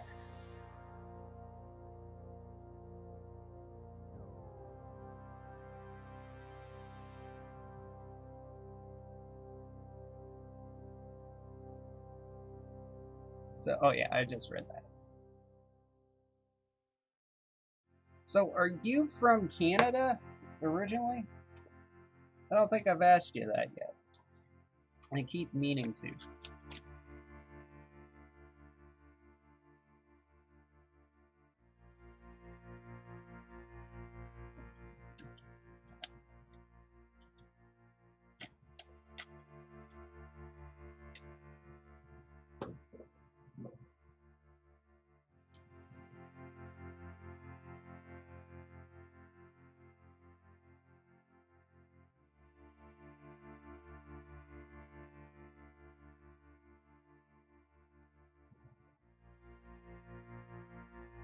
No, it's just my last.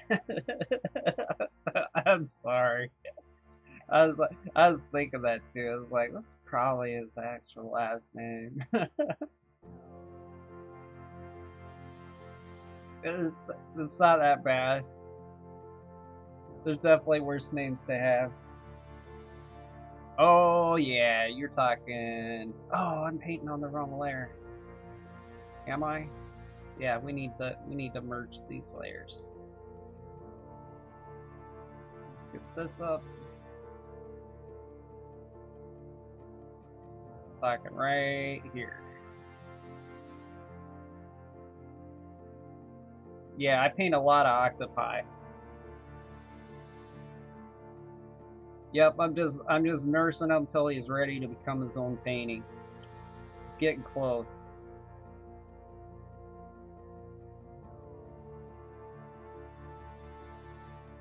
Kind of like a squid hybrid octopus.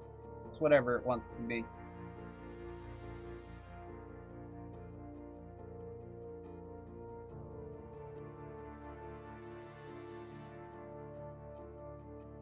Well, I'm getting a slow brush, so it's time to save.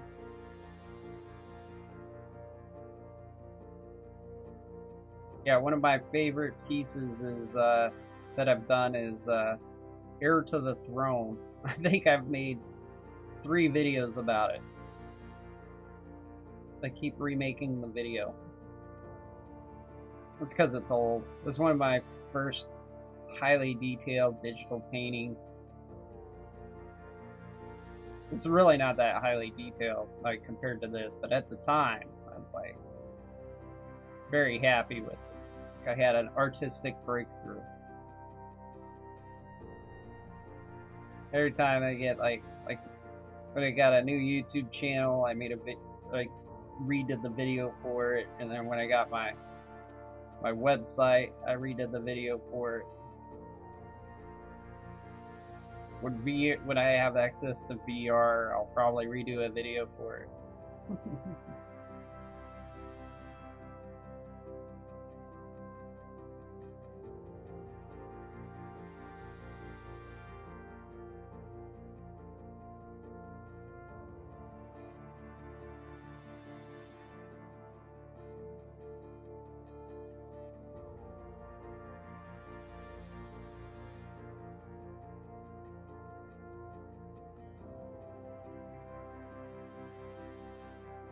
It's kind of getting a tribal tattoo-y feel with this too, in this little chain area here.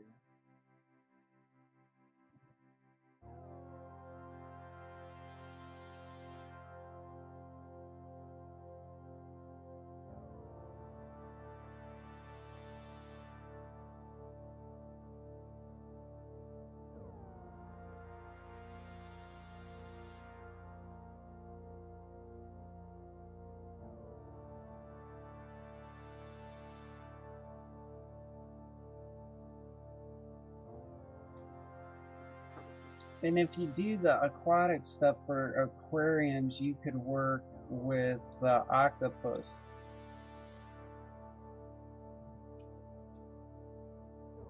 Oh, yeah. You're talking big aquariums. Oh, yeah. I wouldn't get any work done. I would be there with my Nikon. It was like, oh, I guess I gotta fix the pump, but first, let me take some pictures.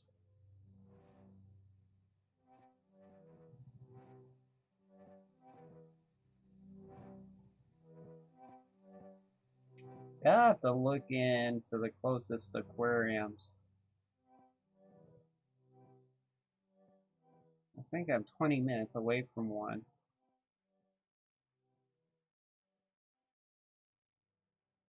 But I'm sure, because like maintaining pool pumps isn't that hard. I'm sure I'm sure they get interns to maintain them.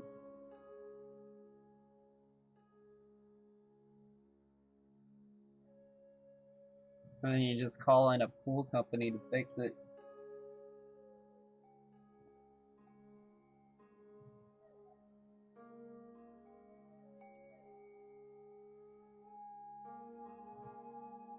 Yeah, I think it's time to visit an aquarium again. I got, from the last time I was at an aquarium, I got all this footage and photos that I haven't even used, that I think I'm gonna dig up this weekend. Do a photo bash. I feel like, oh yeah, it's about every 60 miles you bump into a big aquarium. Or they're just easy here, like easy to maintain, and you have a lot of resources, and a lot of them are there to help sea turtles. Sea turtles get hit by boats and stuff, and we rush them to the nearest aquarium, and they take care of them till they can get back out into the water, which I think is really neat. We got sea turtles in aquariums all over the place, trying to bring them back. What's really cool is when they're laying their eggs on the beach, we have a law, like all the hotels and stuff, we have a lights out policy when the eggs are about to hatch, because the lights confuse the turtles and they want to go inland. So all the beaches turn off their lights and it's completely pitch black. And I think that's in March. And that's the best time to go to the beach at night for photography, because there's no light pollution. You get some really good photos.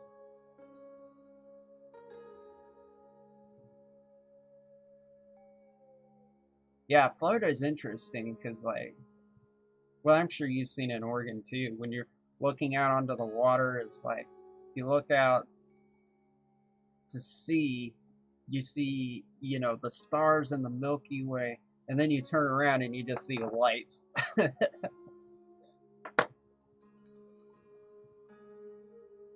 But yeah, you would think Florida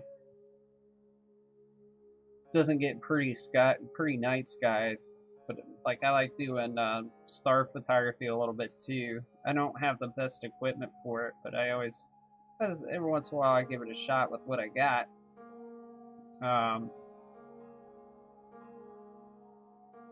Two places I've lived in that are great for night photography is Florida and Colorado.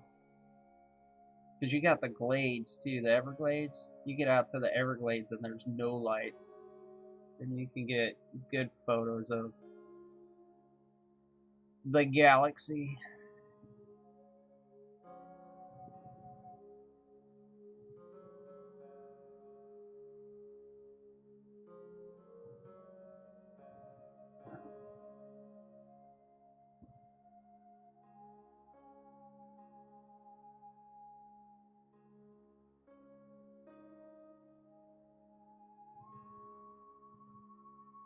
Yeah, I can't wait for the holidays to be over so I can plan a trip. The holidays, it's just such a money drain. Like I'm always broke at Christmas.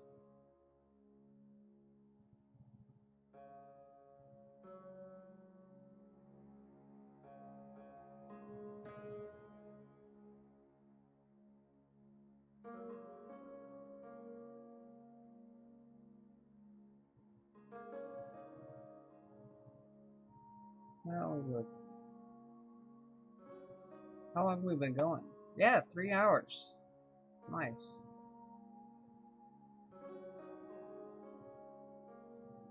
Well, we got a lot in today, too. Usually I get half that.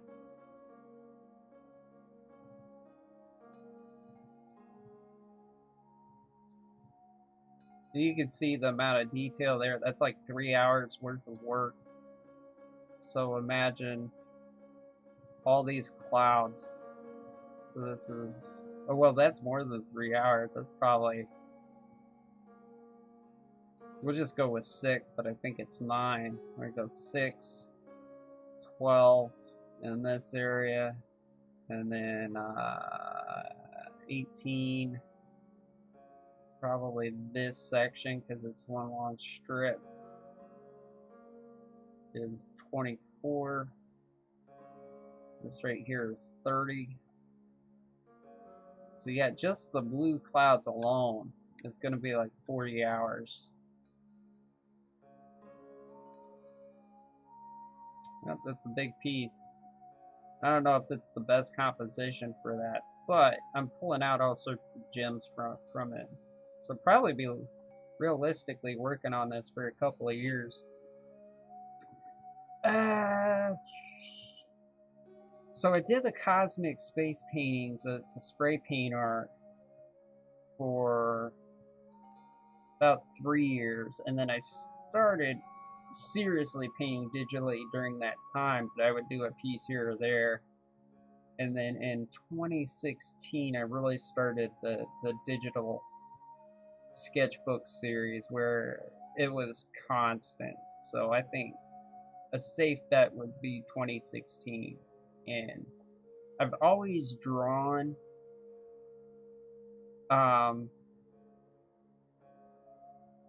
like with pencil and paper and stuff, and just sketched and doodled. And I went to college for graphic design, and I did a little bit of digital painting then. That was back in 08. But in 2014, December of 2014, I declared myself an artist. So, yeah, since 2014. And you could see leaps and bounds of improvement too. I mean, from 2016 to now, it's a big difference. So it's not like the majority of artists weren't born with the talent. It's not to say that that can't happen, but that's more of the exception and not the norm. A lot of artists get upset when somebody calls them talented because it implies that it just comes naturally, but they've spent hundreds of hours learning to get where they're at. It doesn't bother me, but I can see how it bothers other artists.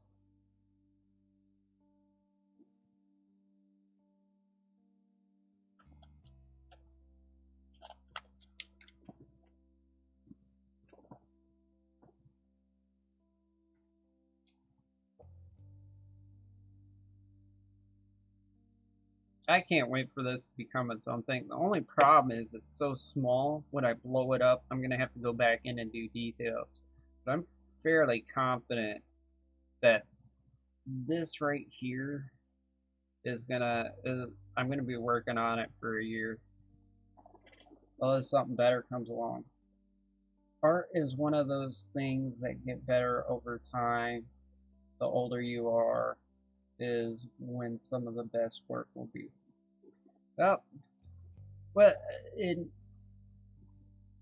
maybe the more you do it, and then there's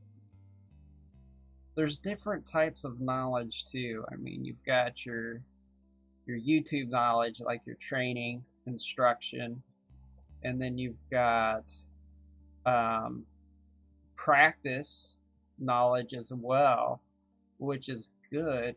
But then you've got practical application as well, where you force yourself outside of the practice. And, I mean, you can draw Batman a million times, but until you step out of the box and paint Joker, you really ain't learning nothing. If that makes sense.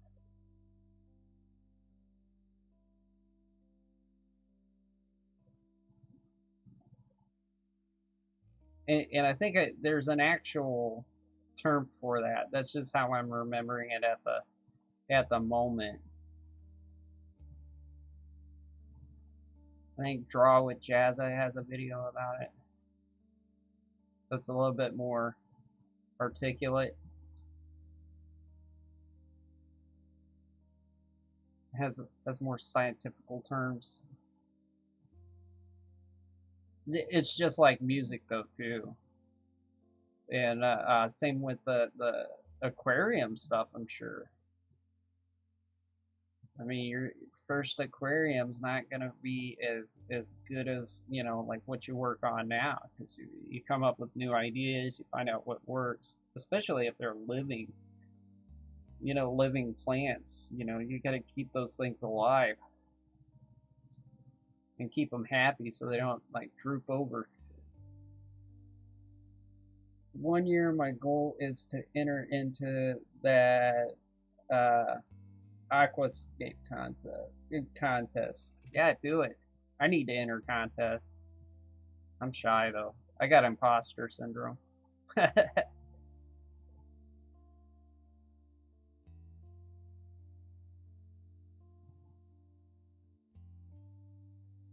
I would enter into. You know what? I think I'm gonna enter in a contest this year.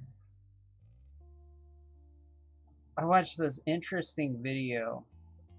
It was about writers. It was a writing video, fictional writing video. This one lady was talking about how to get published and your short story published in magazines, and she had a friend that she felt wasn't at the best skill level that was getting published. She was getting published all over the place.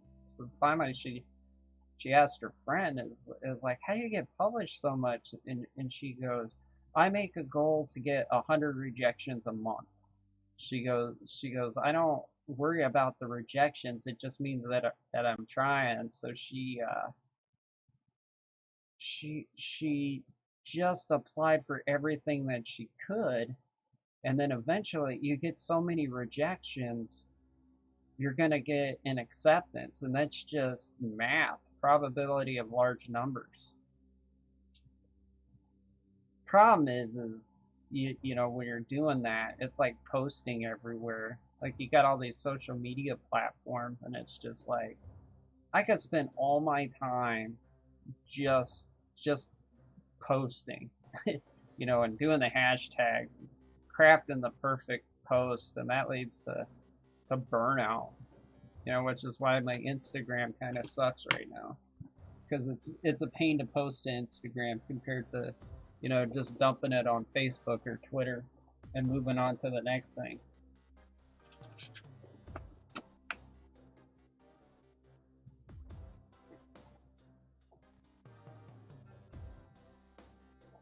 But you definitely get the growth from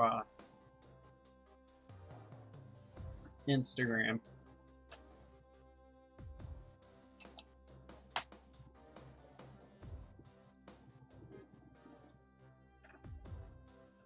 Aha, that's what I was looking for.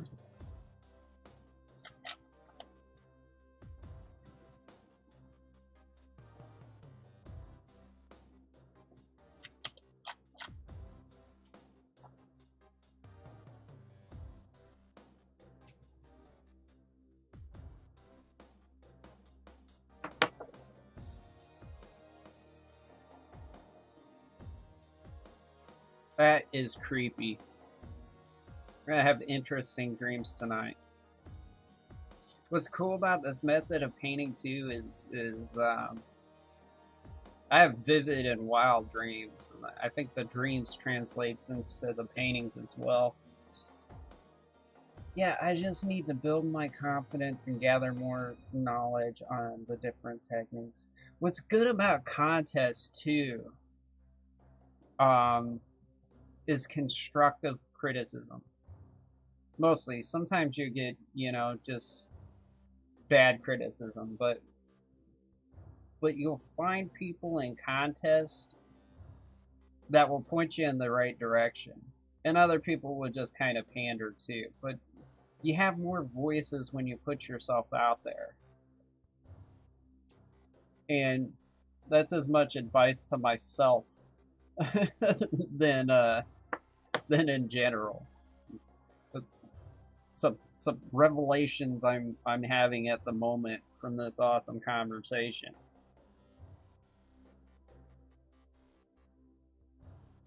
This is the thing, like, social media is kind of like an echo chamber too. You know, where it's like you post stuff and you know, people like for the like back and, you know, the clout.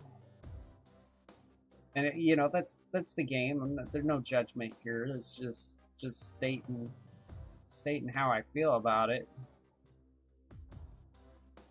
You know, whereas you enter something like a contest where things get judged, there's bad contests too, though.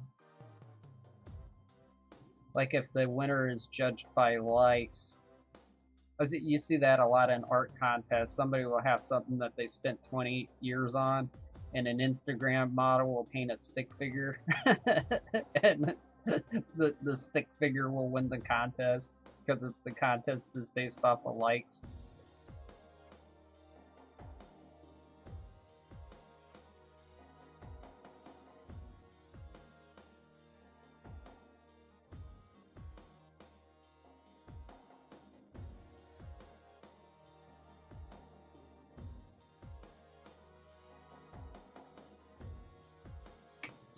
Alrighty, what time we got? We got 11:55, and we streamed for over 3 hours. Goal accomplished. I gotta splice up the video, you know, time lapse it for the art cast, and give me some ideas on what I'm gonna talk about on the art cast. I think I'll talk about contests. But I am gonna wrap it up. Really appreciate you stopping by here, TJ, and you made it go by quick. I probably would have ended sooner. And I'll be back on here tomorrow night.